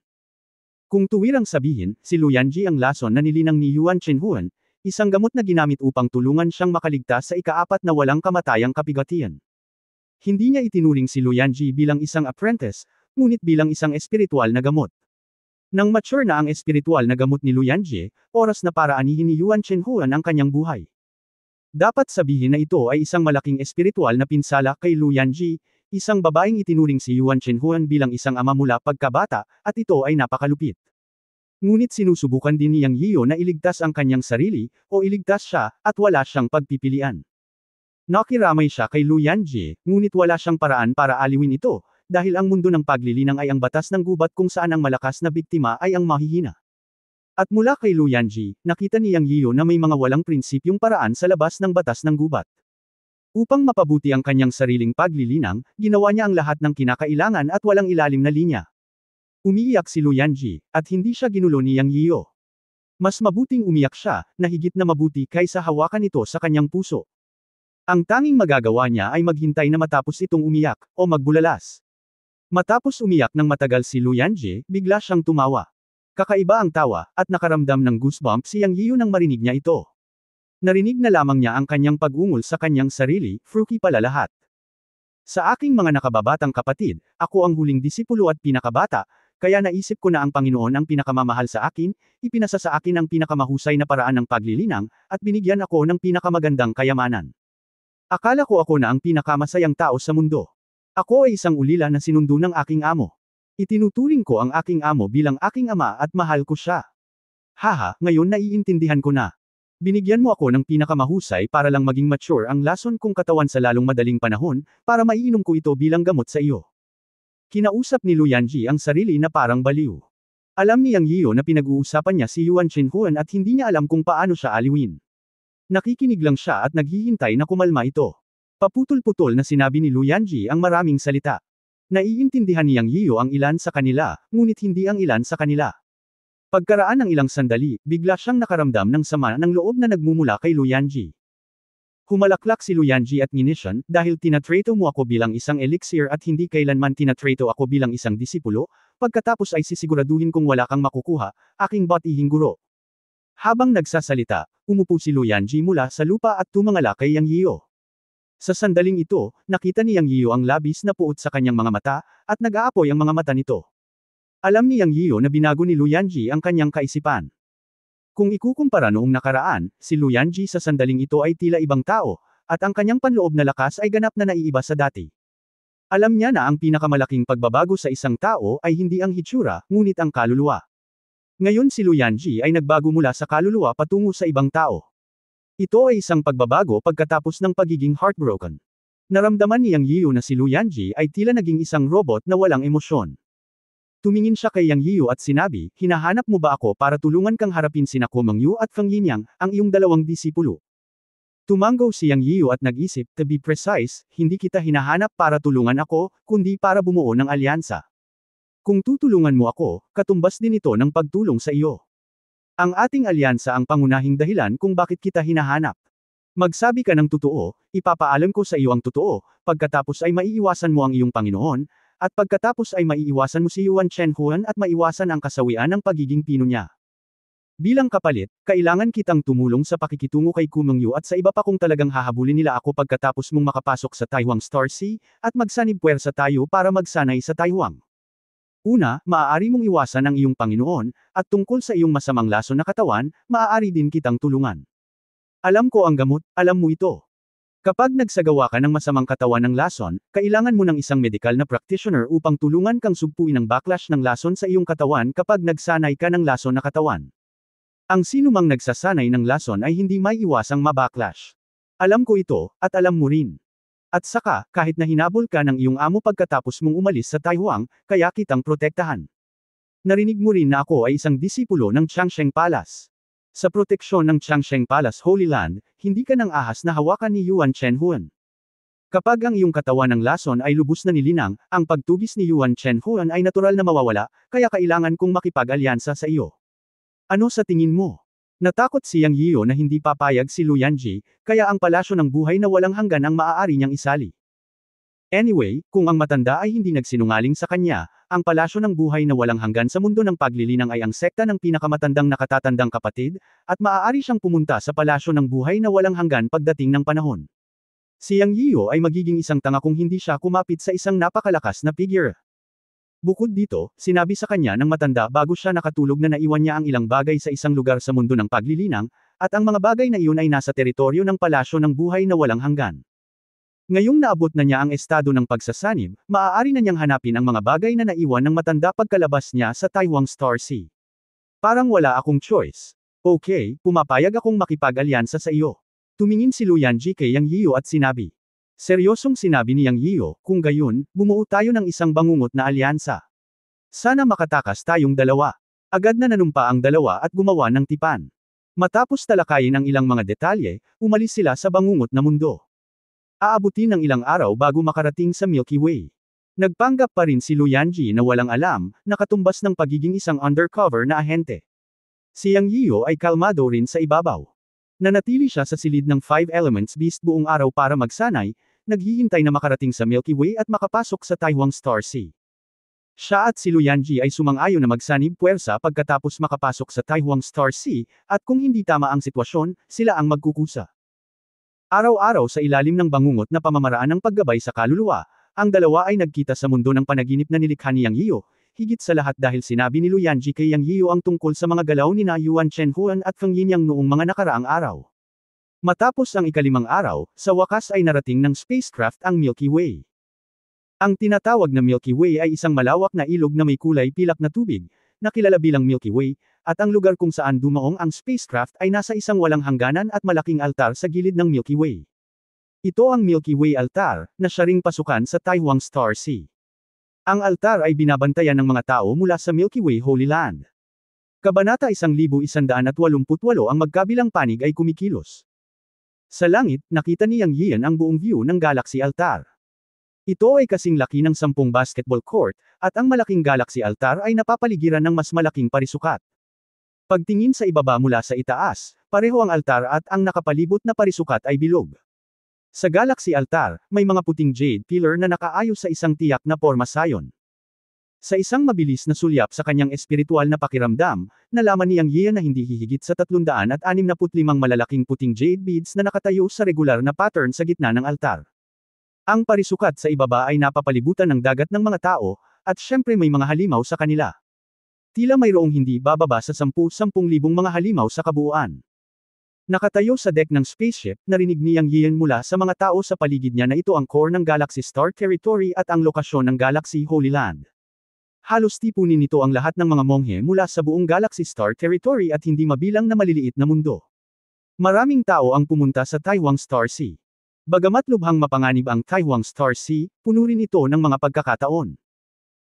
Ang mga gustong kumuha ng mga espiritual na gamot ay pumupunta roon, ang mga gustong makakuha ng pambihirang likas na kayamanan ay pumupunta roon, ang mga gustong makalusot sa mga bottleneck ay pumupunta doon, at maging ang mga gustong madagdagan ang kanilang pagkakataong madaig ang mga kapigatian ay pumupunta doon, at ang mga gustong umakyat upang maging mga immortal ay pumupunta rin doon. Ang Taiwan Star Sea ay ang pinakamalaki, pinakamisteryoso, at pinakasinaunang mundo sa mundo ng paglilinang. Walang ayaw pumunta sa Taiwan Star Dagat. Alam ng lahat na mayroon lamang isang mundo ng paglilinang, at ang Taiwan Star Sea ay tinatawag na pangalawang mundo ng paglilinang. Para sa Taiwan Star Sea, ang mundo ng paglilinang ay palaging may slogan, ang Taiwan ay puno ng mga panganib at pagkakataon. Matapos lumabas ang ilang tao sa Taiwan Star Sea, natagpuan nila ang espiritual na gamot na kailangan nila, ang ilan ay natagpuan ang paraan ng paglilinang, ang ilan ay natagpuan ang mga mahiwagang kasanayan na gusto nila, ang ilan ay natagpuan ang mga bundok ng mga hayop sa mundo, at ang ilan ay nakalusot sa bottleneck. Ang ilan ay umakyat pa sa langit pagkatapos lumabas. Kaya alam ng lahat na ang Taiwan Star Sea ay mapanganib, ngunit sa hindi mabilang na mga taon, hindi sila tumigil sa pagpasok sa Taiwan Star Sea. Mayroong 9 na lugar na katulad ng Galaxy Altar sa mundo ng paglilinang, bawat isa ay kinokontrol ng 9 na banal na lugar. Lahat ng 9 na lugar ay maaaring makapasok sa Taiwan Star Sea. Siyempre, ang tanging paghihigpit sa lugar na ito ay ang antas ng paglilinang. Ang pinakamababang antas lamang ng Spiritual Severing Realm ang maaaring makapasok, at walang paghihigpit sa itaas. Gayunpaman, may iba't ibang rehiyon para sa mga magsasaka sa itaas ng yugto ng Mahayana at mga magsasaka sa ibaba ng yugto ng kapigatian pagkatapos makapasok sa Taiwan Star Sea. Ito rin ay isang uri ng balanse. Ang mga antas ng cultivation ng Spiritual Severing Realm hanggang sa Tribulation Stage ay pumapasok sa isang rehiyon ng Taiwan, at ang mga nasa itaas ng Mahayana Stage ay pumapasok sa ibang rehiyon. Kahit na may pagkakaiba sa pagitan ng dalawa, walang limitasyon. Kung ang lahat ng antas ng cultivation ay pumasok sa isang rehiyon, ang isang makapangyarihang immortal ay maaaring mabaliw at mapatay ang lahat. Siyempre, ang Taiwan Star Sea ay nahahati sa dalawang pangunahing kaharian. Sa katunayan, ito ay masyadong malaki. Sa ngayon, maraming lugar ang hindi pa napupuntahan ng mga magsasaka. Sa katunayan, napakaraming rehiyon dito. Tumayo si Yang Yiu sa deck ng spaceship at nakinig sa mga talakayan ng mga taong ito. Nagkaroon din siya ng karagdagang pangunawa sa Taiwan Star Sea. Sa oras na ito, dumaong din ang spaceship sa isang sulok ng square, at ang mga magsasaka sa barko ay nagsimulang bumaba ng isa-isa. Narating na ang destinasyon ng paglalakbay na ito. Naghahanda rin si Yang Yian na bumaba kasama ang 5 Elements Beast. Tumangala siya sa ika-9 na palapag at nakita niya sina Feng Yinyang, Yuan Chenhuan, Ku Mengyu, at Luyanji na lahat ay lumitaw sa ika-9 na deck ng spaceship. Naghahanda na rin sila sa pagbaba. Bilang nagkatinginan sila, ngumiti si Yuan Chenhuan at tumango sa kanya. Ngumisi si Yang Yian sa kanyang puso, kung hindi ko pa alam ang pagsasabuatan ni Yuan Chenhuan matagal na ang nakalipas, iisipin ko talaga na isa kang respetadong matandang senior. Pero ngayon makikita ko kung paano ka pa rin mapapangiti pagkatapos magrebelde si Lu Yanji. Sa pag-iisip tungkol dito, tumango rin si Yang Yian kay Yuan Chenhuan. Sinong hindi makakakilos? Sa isang sulyap, mukhang malabo pa rin si Feng Yinyang. Tiningnan siya ni Kumeng Yu nang walang pakialam. Si Lu Yanji lang ang nagpahiwatig sa kanya. Magkakampi na ang dalawa at nagkasundo na. Sa isang karaniwang kaaway, natural silang magtutulungan. Ang susunod na hakbang ay kapag nagsimula na ang bagyo, o masasabing nagsisimula ang labanan sa pagbaba ng barko at pagpasok sa Taiwan. Sa paningin, si Yuan Chenhuan ang nanguna at naglakad pababa. Sa sandaling ito, bababa na si Yang Yian sa bangka, ngunit may tumawag sa likuran, "Sandali lang, kapatid." Lumingon si Yang Yian at nakita si Mu Wenxiang na paparating. Walang pagkiling si Yang Yian laban kay Mu Wenxiang. Kilala ng babaeng ito si Lu Haitang, at inalagaan niya ito sa daan. "May problema ba, sister mo?" Tumingin sa kanya si Yang Yian at nagtanong. "May nangyayari. Hiniling sa akin ni Master Yuan na tawagan ka, na nagsasabing may pag-uusapan." Sabi ni Mu Wenxiang. "Oh, ano ito?" Ang mga mata ni Yang Yian ay kumislap, at nahulaan niya ng kaunti. "Ate, hindi ko rin alam. Messenger lang ako." Nakangiting sabi ni Mu Wenxiang. Tumango si Yang Yiu, "Kung gayon, maghihintay ako." Tumingin si Mu Wenxiang kay Yang Yiu at sinabing, "Kuya, dapat kang mag-ingat sa pagpasok mo sa Taiwan. Ang Taiwan ay hindi lamang mapanganib dahil sa kapaligiran at iba't ibang halimaw, kundi dahil din sa mga tao. Huwag maging pabaya." Nakinig si Yang Yiu sa mga salita ni Mu Wenxiang at may naramdaman sa kanyang puso, maaaring may nakita din si Mu Wenxiang at naalala niya ako. Pero maganda naman ang intensyon ng babaeng ito. Pinasalamatan siya ni Yang Yiu, "Salamat, ate mo. Tatandaan ko." "Anong mali? Sister mo, hindi ka ba pupunta ng Taiwan?" "Nako, nakatadhana si ate na magtrabaho ng husto. Kailangan kong pumunta sa Yin City para makipag-ayos sa Chamber of Commerce mission mamaya. Hindi ako makakapunta, ngunit narinig ko na ang dalawang disipulo ni Master Yuan Xian ay babalik. Na-provoke mo si Kumeng Yu, kaya mag-ingat ka." Sa pagtatapos ng mga salita, sinabi ni Mu Wenxiang sa isang boses na parang lamok. Tumango si Yang Yiu nang hindi ginagalaw ang kanyang ekspresyon. Sa oras na ito, nakita niya si Yuan Chenhuan at ang iba ay lumakad na, kaya iniba niya ang usapan at tinanong si Mu Wenxiang, "Hindi ko nakikita ang lungsod dito. Nasaan ang Yin City?" Itinaas ni Mu Wenxiang ang kanyang kamay at itinuro ang isang bundok sa di kalayuan na mataas sa mga ulap. "Nasaan na? Nakikita mo ba?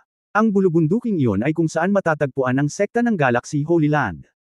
Sa paanan ng bundok ay ang Galaxy City, isang napakalaking lungsod. Ito ang Galaxy Altar, na direktang humahantong sa Galaxy City at sa Galaxy Holy Land.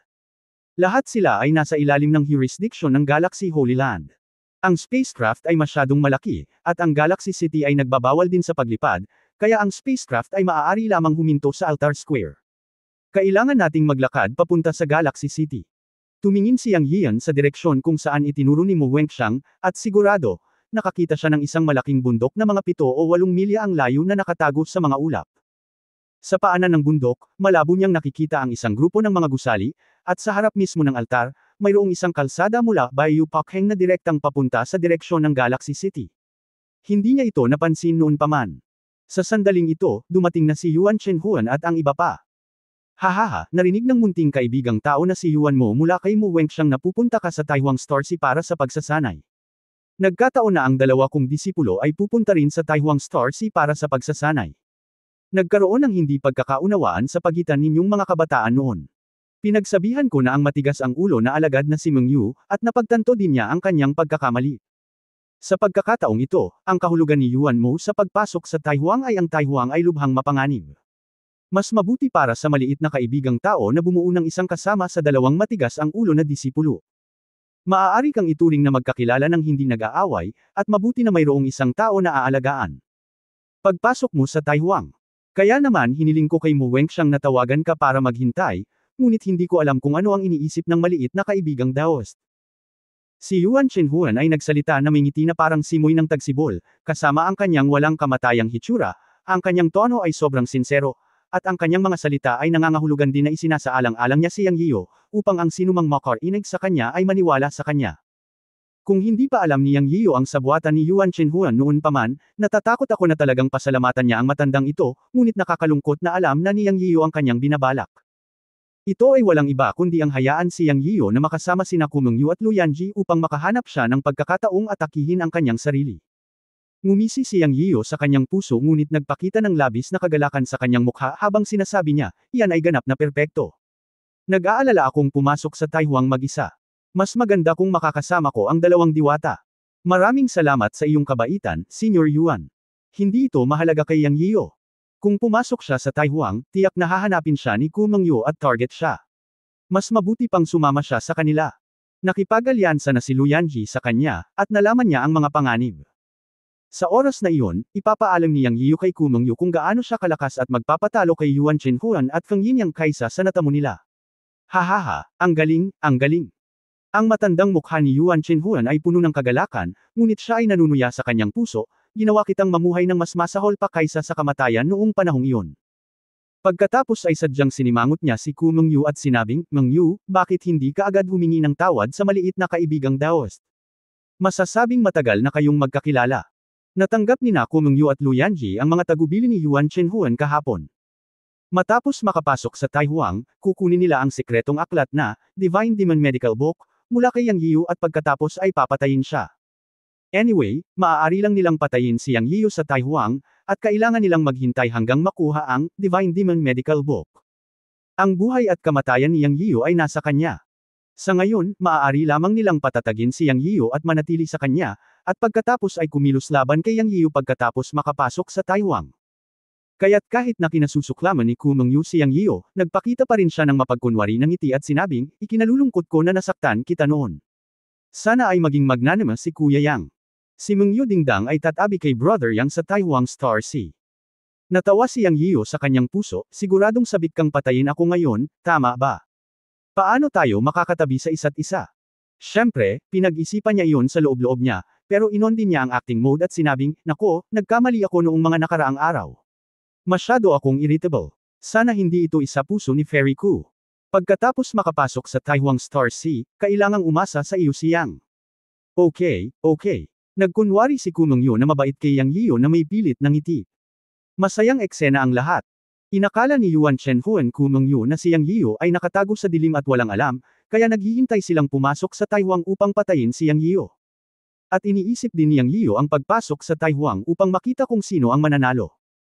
Nakita niya ang hitsura ng tagumpay sa mga mata ni Yuan Chenhuan, Feng Yinyang at Kumengyo na tumabi ng walang sinasabi, at nakita ang walang katulad na pagkasuklam sa mga mata ni Lu Yanji nang tumingin siya sa kanyang amo na si Yuan Chenhuan at sa dalawa pa. Matapos marating ng magkabilang panig ang isang masayang sitwasyon, sunod-sunod silang bumaba sa bangka. Pagkababa ng bangka, lumabas talaga ang dalawa pang bida. Sila ang dalawang apprentice ni Feng Yinyang, at tulad ng alam ni Yang Yiyan at Lu Yanji, sila ay dalawang monghe sa huling yugto ng kapigatian. Matapos makita ang dalawang tao, tumingin si Lu Yanji kay Yang Yiyan na may bakas ng pag-aalala, habang si Yang Yiyan ay binigyan siya ng nakakapanatag na tingin. Isang dula ang pinagsama-sama. Tungkol sa pagsali ng dalawang disipulo ni Feng Yinyang, ipinakilala sila ni Yuan Chenhuan bilang mga apprentice ng kanyang matandang kaibigan na si Feng Yinyang, at hiniling na sumali sila, na sinasabi na ito ay upang protektahan ang kaligtasan ng lahat, pagkatapos ng lahat, sila ay mga master sa huling yugto ng kapigatian. Yang Yiyan.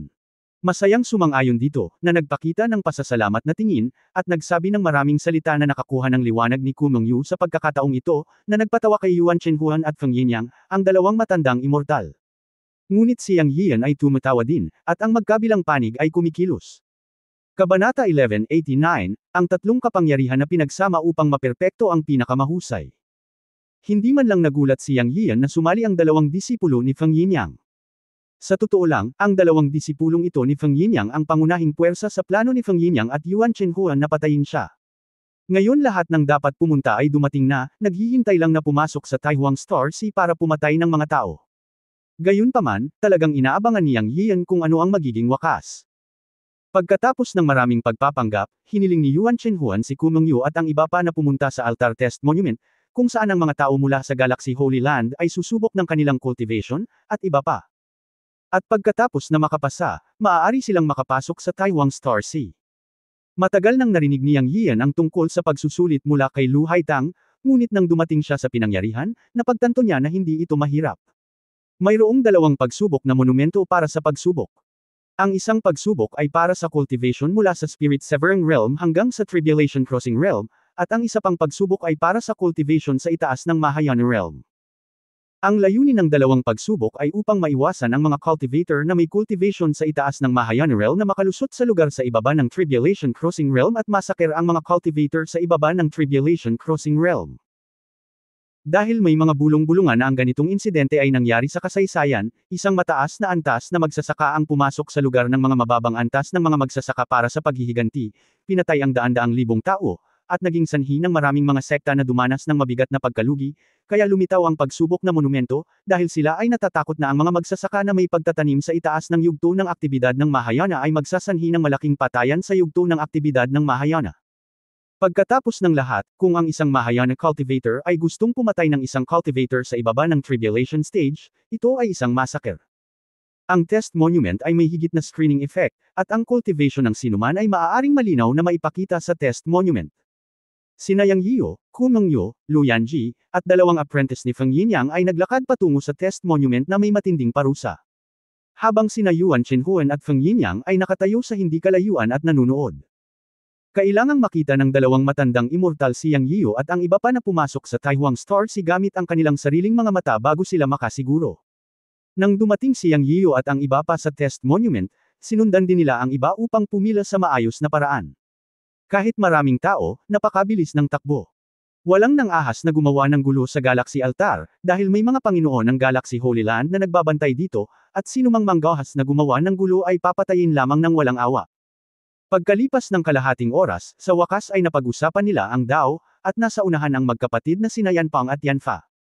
Ang mga pangalan ni Yan Pang at Yan Fa ay napakakakaiba, at noong una silang nagkita, ipinakilala sila ni Yuan Chenhuan bilang mga medikal na practitioner. Ang mga medikal na practitioner ay napakapopular sa mundo ng paglilinang, kaya ang dalawang magkapatid ay napakalamig. Nang batiin sila ni Yang Yian, pareho silang may pekeng ngiti. Ngunit walang pakialam si Yang Yian. Alam niyang sa mata ng magkapatid, isa lang siyang maliit na cultivator sa Fusion Realm. Ang dalawang Panginoon sa huling yugto ng kapigatian ay talagang mga master, at hindi maiiwasan na sila ay mayabang. Sa likod ng magkapatid na yan ay si Ku Mengyo, sinundan ni Lu Yanji, at ang huli ay si Yang Yian. Si Yan Pang ang panganay na kapatid na umakyat muna para kumuha ng pagsusulit. Nakita ni Yang Yian na may isang matandang lalaki sa tabi ng test monument. Hindi niya maramdaman ang presensya ng kanyang hininga, kaya alam niyang isa siyang master. Gusto niyang gamitin ang Chenkon ay para tingnan, ngunit pagkatapos niyang malaman na ang matanda ay mula sa Galaxy Holy Land, nagpigil siya. Kung siya ay natuklasan, siya ay magkakaroon ng gulo kung siya ay sumilip. Narinig ko na lang na hiniling ng matandang lalaki kay Yan Cheng na ilagay ang kanyang kamay sa test monument, at pagkatapos ay nakita ko ang mga test monument ay maliwanag na naiilawan sa puti, pula at ginto. Pagkatapos ay sinabi ng matanda, ang magsasaka na si Yan Cheng ay umabot na sa huling yugto ng kapigatian, na may pang-apat na antas na pisikal na katawan, ikalimang antas na tunay na chi at ikapitong antas ng primordial na espiritu. Natutugunan niya ang mga kondisyon para makapasok sa Taihuang Star Sea. Ang susunod. Tapos si Yan Fa. Hindi masyadong naiintindihan ni Yang Yiyo kung ano ang ibig sabihin ng pang-apat na antas na pisikal na katawan, ikalimang antas na totoong chi at ikapitong antas ng primordial na espiritu, kaya tinanong niya si Lu Yanji. Sa hindi inaasahan, hindi rin alam ni Lu Yanji. Hindi pa daw siya nakakapunta sa altar kaya hindi niya alam. Sa oras na ito, narinig ng isang matandang lalaki na nasa edad 60 sa likuran niya at nagsabi, ito ba ang unang pagkakataon mo rito, kapwa Daoist? Oo, sa unang pagkakataon. Lumingon si Yang Yiyo at ikinulong ang kanyang mga kamao sa matanda, siguro kung matutulungan mo ba akong malutas ang problemang ito. Ang 60 taong gulang na lalaki ay napakahusay sa pagsasalita, at ikinumpas niya ang kanyang mga kamao bilang ganti at sinabing, ang pangalan ko ay Yumo, at ako ay magalang, kapwa Daoist. Ang pangalan ko ay Yang Yiyo. Nagkakilala silang dalawa. Pagkatapos ang matandang lalaki na nagngangalang Elm ay nagsabing tulad ng isang taong may kaalaman, ang tabletang pagsubok ay dinalisay ng mga dakilang kapangyarihan ng banal na lupain. Nabalitaan na noong ito ay pino, ang mga threshold ng tatlong kapangyarihan ng mga magsasaka ay itinakda, katulad ng pisikal na lakas, Dantian True Chi Power, at Yuan Shen Power. Ito ay Ram-Ord na ito ay itinakda ayon sa pinakamataas na 12 antas, na nangangahulugan na ang tatlong kapangyarihan ng mga magsasaka ay umabot sa antas ng limitasyon. Kung mas malakas ang tatlong kulay sa stone tablet, mas malakas ang kapangyarihan. Ang puti ay kumakatawan sa pisikal na lakas, pula ay kumakatawan sa tunay na kapangyarihan ng Qi, at ginto ay kumakatawan sa kapangyarihan ng Yuan Shen. Mahirap para sa isang tao na maabot ang parehong antas ng tatlong kapangyarihan. Maaaring ang tunay na Qi ay malakas, o ang Yuanshen ay malakas, o ang pisikal na katawan. Ang pisikal na lakas ng mga magsasaka ay karaniwang mahina. Ang mga ordinaryong tao ay hindi hihigit sa 3 o 4 na antas. Kung maabot nila ang 5 o 6 na antas, sila ay itinuturing na medium, at ang mga umabot sa 7 o 8 antas ay itinuturing na mataas. 9 at 10 antas ay lahat ay itinuturing na natitirang. Kung tungkol sa 11 at 12, sila ay mga alamat at alamat. Mula umanong itayo ang test monument, kakaunti na lamang ang nakarating sa antas 11 at 12. Ang bawat isa sa kanila ay umakyat upang maging isang walang kamatayan at nag-iwan ng hindi mabilang na maalamat na mga kwento sa mundo ng paglilinang. Lahat sila ay mga buhay na manganginig sa mundo ng paglilinang kung itatapakan nila ang kanilang mga paa. Nang sabihin ng matandang lalaki kay Yang Yiyo ang lahat ng katotohanan, ang tinig ng matandang nagbabantay sa monumento ng pagsubok ay muling tumunog, ang mga magsasaka ay mabigat na parurusahan para sa kanilang paglilinang sa huling yugto ng kapigatian. Natutugunan nila ang mga kondisyon para sa pagpasok sa Great Wilderness. Ang pisikal na katawan ay antas 4, ang tunay na Qi ay antas 7, at ang kaluluwa ay antas 5. Ang susunod. Narinig ito ni Yang Yiyo at pinarusahan ang dalawang magkapatid. Ang nakababatang kapatid ay kabaligtaran lamang. Bilang karagdagan sa parehong pisikal na lakas, ang tunay na Qi at ang kaluluwa ay mas baligtad. Ito ay pareho. Ang isa ay nasa level 7 true Qi at ang isa ay nasa level 7 soul. Ito ang kanilang pinakamahusay na lakas at isang mahusay na pagsubok ng lakas. Ang dalawang magkapatid ay maaaring umakma sa lakas ng isa't isa. Iniisip kong maging maingat sa dalawang magkapatid na ito. Ang pagiging maabot ang antas 7 ay itinuturing na sa dulo ng advanced na hanay. Sunod ay si Kumengyo. Narinig ko lamang na nagsalita ang matandang lalaki ng malakas, ang magsasaka na si Kumengyo ay nasa maagang yugto ng kapigatian. Natutugunan niya ang mga kondisyon para makapasok sa Taiwan. Ang pisikal na katawan ay antas 7, ang tunay na Qi ay antas 6, at ang kaluluwa ay antas 8. Nang subukan si Kumengyo, ipinaliwanag ng mga tao sa paligid ang kanilang pagkagulat. Si Kumengyo ay likas na matalino at ang kanyang komprehensibong lakas ay hindi dapat maliitin. May pagkamangha sa paligid. Si Kumengyo ay may malabong ngiti sa kanyang mukha, napakamayabang, at sinasadya o hindi sinasadyang tumingin sa kanyang nakababatang kapatid na si Luyanji sa likod niya, na may kaunting provokasyon sa kanyang mga mata. Kalmado si Luyanji, na parang hindi niya nakita ang hitsura sa mga mata ng kanyang nakatatandang kapatid na si Kumengyo. Nagulat din si Yang Yiyan sa pagsubok ni Kumengyo.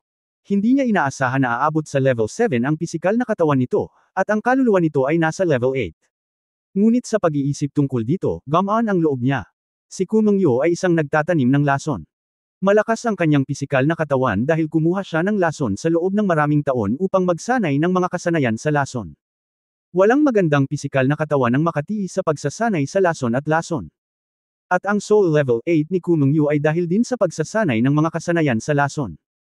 Sinanay niya ang kanyang kaluluwa sa loob ng maraming taon at gumamit ng lason.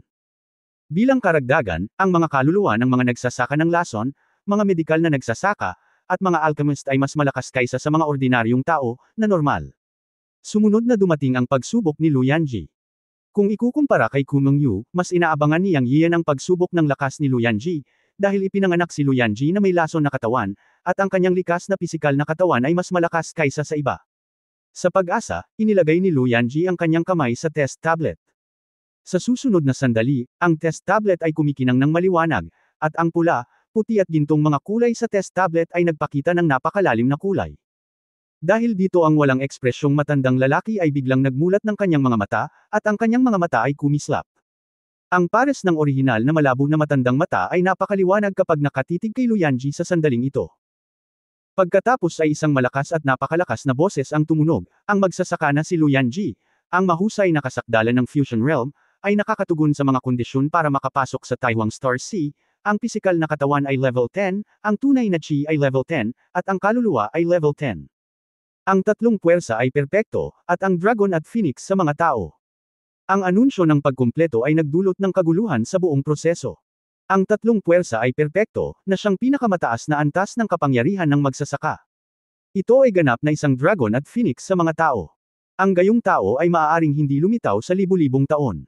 Hindi madaling magkaroon ng tatlong kapangyarihan bilang 1 at 10, hindi banggitin ang pagiging perpekto ng tatlong kapangyarihan na pinagsama.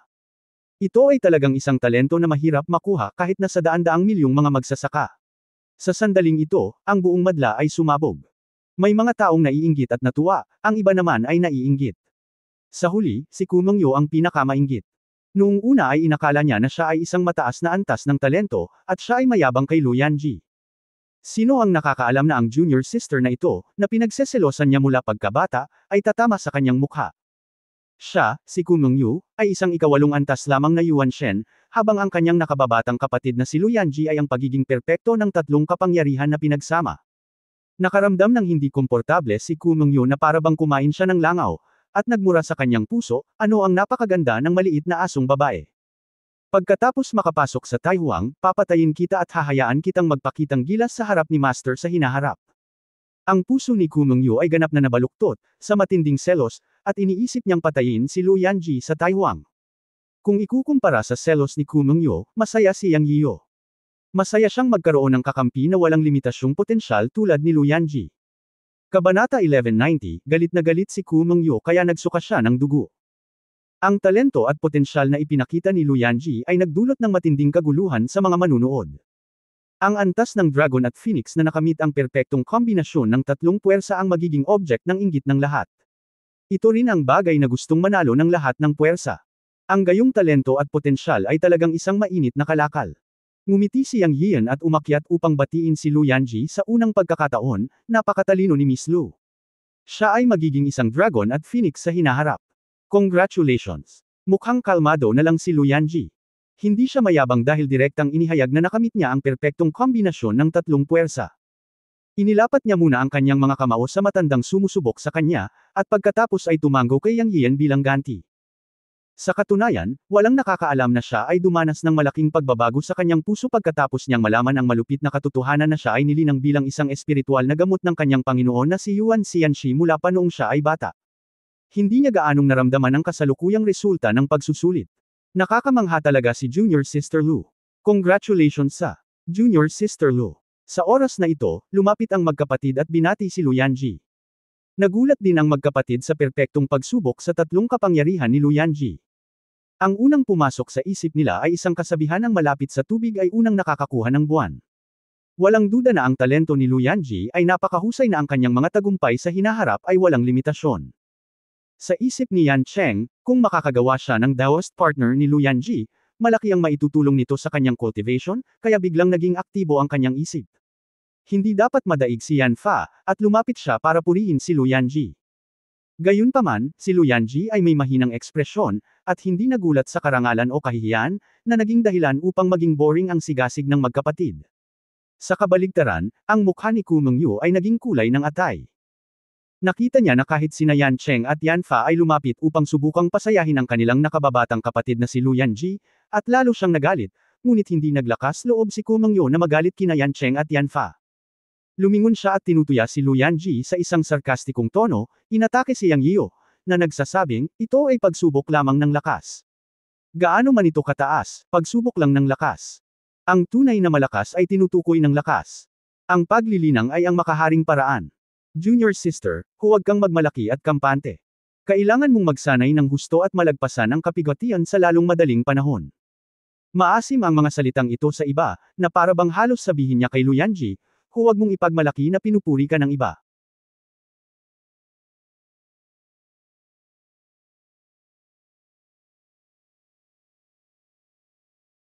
Iba.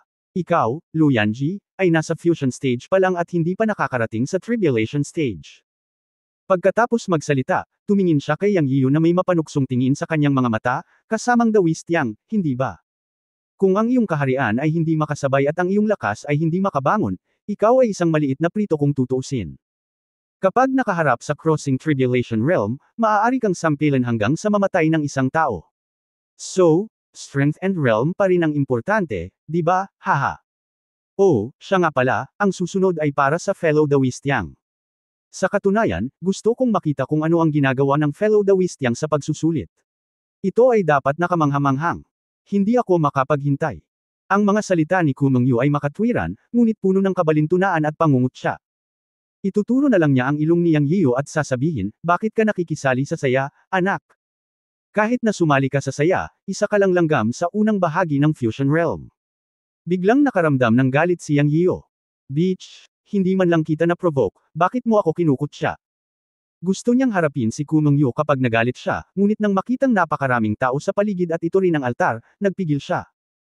Gayunpaman, para sa mga laban sa salita, paanong si Yang, isang gwapong lalaki na ipinanganak sa bagong siglo at itinaas sa ilalim ng pulang bandila, ay matatakot sa isang walang utak na babaeng may mga mata sa kanyang noo sa mundo ng paglilinang. Sa pagtingin kay Kumongyo, lumingon ang mga mata ni Yang Yiyo at ngumiti siya. Oo, tama si Miss Ku, ang lakas ay hari. Kunin mo akong halimbawa, napakalakas ko. Bagamat ako ay isang maliit na maagang yugto ng Fusion Realm, kaya kung dumura ng dugo si Miss Ku sa isang suntok. Ako. Maaari ring putulin ang braso ni Miss Ku, isang Master of Tribulation, gamit ang isang espada, at muntik nang mapatay si Miss Ku. Ito ay nagpapakita na si Miss Ku ay may magandang pananaw at ang lakas ay talagang mahalaga. Seryosong nagsalita si Yang Yiyo, ngunit nang marinig ito ni Kumongyo, nagulat ang buong katawan niya. Ang kanyang mukha ay agad na naging lila, pagkatapos ay asul at puti. Sa isip niya, hindi niya maiwasang maalala ang eksenang sinuntok siya ni Yang Yiyo sa deck ng spaceship noong araw na iyon, at ang eksena ni Yang Yiyo na pinutol ang kanyang braso gamit ang isang espada noong araw na iyon, na halos mapatay siya. Agad siyang nagsawa. Gusto niyang punatan ang bibig ni Yang Yiyo, putulin ito sa 8 piraso, at durugan ito. Noong una ay gusto niyang ipahiya si Yang Yiyo, ngunit nakalimutan niya ang kahihiyan na muntik niyang mapatay ni Yang Yiyo noong araw na iyon. Sa halip, sinampal siya ni Yang Yiyo ng isang matalim na palad, na isang sampal sa kanyang puso. Isang kritikal na pagtama ng 100,000 puntos ng pinsala. Nabulunan si Kumongyo sa mga salita ni Yang Yiyo, at hindi niya alam kung paano sasagutin. Gayunpaman, minamaliit pa rin niya ang mahusay na pagsasalita ni Yang. Nang siya ay nanginginig sa galit, narinig niyang nagsalita muli si Yang Yiyo. Oh, siya nga pala, Miss Ku, pinutol ko ang isang braso mo, at tila muli mo itong ikinabat. Hindi ko alam kung may sekwelay pa. Kung mayroong anumang sekwelay, matutulungan ka niyang nasuriin ito ng libre nang hindi ka sinisingil ng mga espiritual na bato. Kung tutusin, hindi ko naman kasalanan na maputol ang isa mong braso nang hindi sinasadya. Bueno. Ang muling pagkabit ng putol na braso ay hindi isang madaling gawain. Malaki yata ang binayaran ni Miss Ku para i-retouch ito, di ba? Natapos magsalita si Yang Yiyo habang nakatingin kay Kumongyo na may kaakit-akit na kalahating ngiti. Ngunit si Kumongyo, biglang nablangko ang kanyang isip. Kung ang mga naunang salita ni Yang Yiyo ay nagdulot sa kanya ng 100,000 puntos ng kritikal na pinsala, ang ikalawang kalahati ng kanyang mga salita ay direktang nagdulot ng higit na pinsala sa kanya. Dahil sa isip ni Kumongyo, may lumabas na eksenang pinilit ni Feng Yinyang na matulog, dahil pinutol ni Yang Yiyo ang isang braso niya. Upang i-connecta ang naputol na braso, ginawa iyon ni Feng Yinyang sa kanya. Lahat ng ito ay dulot ni Yang Yiyo. Sa pag-iisip nito, nakaramdam ng pagkahilo si Kumongyo, at pagkatapos ay samuka siya ng isang subaw ng dugo na may puff, at siya ay direktang hinimatay ni Yang Yiyo. Junior Sister Ku, Junior Sister Ku. Agad na niyakap ni Yanfa si Kumongyo sa kanyang mga braso at pinandilatan si Yang Yiyo, na mukhang inosente. Sa oras na ito, ang mga tao sa paligid ay medyo nalilito sa mga nakakatawang salita sa pagitan ng dalawa, ngunit iniisip nilang lahat na si Yang Yiyo ay kamangha-mangha. Ilang salita lamang ang nagpasuka ng dugo at nanghihina ang isang tao sa unang bahagi ng kapigatian. Isa rin itong kasanayan. Dapat sabihin na talagang masama ang bibig ni Yang Yiyo. Binanggit niya ang bagay tungkol sa muling pagkakadikit ni Kumongyo sa kanyang belang braso ng maluwag, na lubos na nagdudurog ng asin sa baluktot na puso ni Kumongyo. Magiging kakaiba kung si Kumongyo ay hindi samuka ng dugo at nahimatay. Si Luyanji lamang, na nakakaalam ng kwento sa loob, ay tumingin kay Yang Yiyo at ngumiti, ngunit may naisip din siyang eksena at namula ang kanyang mukha. Ang mga tao sa paligid ay nagbubuntong hininga ng walang kabuluhan. Sa oras na ito, ang matanda ay umubo at sinabi, tahimik, sa susunod. Pagkatapos magsalita, tumanggo ang matanda kay Luyanji at sinabing may magiliw na ngiti, Luyanji, kung tapos ka na sa pagsasanay sa Taihuang, taos puso kitang tinatanggap na pumasok sa aking Galaxy Holy Land at maging isang disipulo ng Galaxy Holy Land. Siguradong masisiyahan ka sa napakaraming mapagkukunan ng pagsasanay na higit sa mga nagsasaka ng Zonshao. Hanggat tumatango ka, maaari kitang irekomenda na pumasok sa Galaxy Holy Land Hall at maging isang pangunahing disipulo. Ayos lang ba? Sa lalong madaling panahon. Ang mga salitang ito ay lumabas, ang buong proseso ay nagkagulo, at ang mga mata ng lahat ay pula. Direktang inimbitahan si Luyanji ng Galaxy Holy Land, at naging alagad ng Galaxy Holy Land Hall sa isang hakbang. Ito ay magiging isang magandang bagay na umakyat sa langit sa isang hakbang. Ang 9 na banal na lugar sa mundo ng paglilinang, ang bawat banal na lugar ay isang lugar kung saan nagtitipon ang mga piling magsasaka, at ang bawat banal na lugar ay may departamentong katulad ng Galaxy Holy Hall, na isang lugar kung saan nagtitipon ang mga magsasaka mula sa mga banal na lugar sa mga banal na lugar. Kung papasok ka sa Galaxy Holy Land Hall, isang magandang bagay ang umakyat sa langit sa isang hakbang. Nagulat din si Lu Yanji nang marinig niya ito, ngunit nang maisipan niyang pumasok sa Tai Huang, sinabi niya sa matanda, "Salamat sa iyong kabaitan, senyor. Seryoso kung isa sa alang-alang ito. Gagawa ako ng mga plano pagkatapos nating lumabas ng Tai Huang." Well, ang galing. Sige na. Ang susunod na tester ay darating, iminuwestre ng matanda si Lu Yanji at nagpatuloy. Dumating si Yang Yiu sa test monument at sumaludo sa matandang lalaki gamit ang isang kamao. "Anong pangalan mo?" Umupo ang matanda sa isang stone table sa isang gilid na may libro sa harap niya.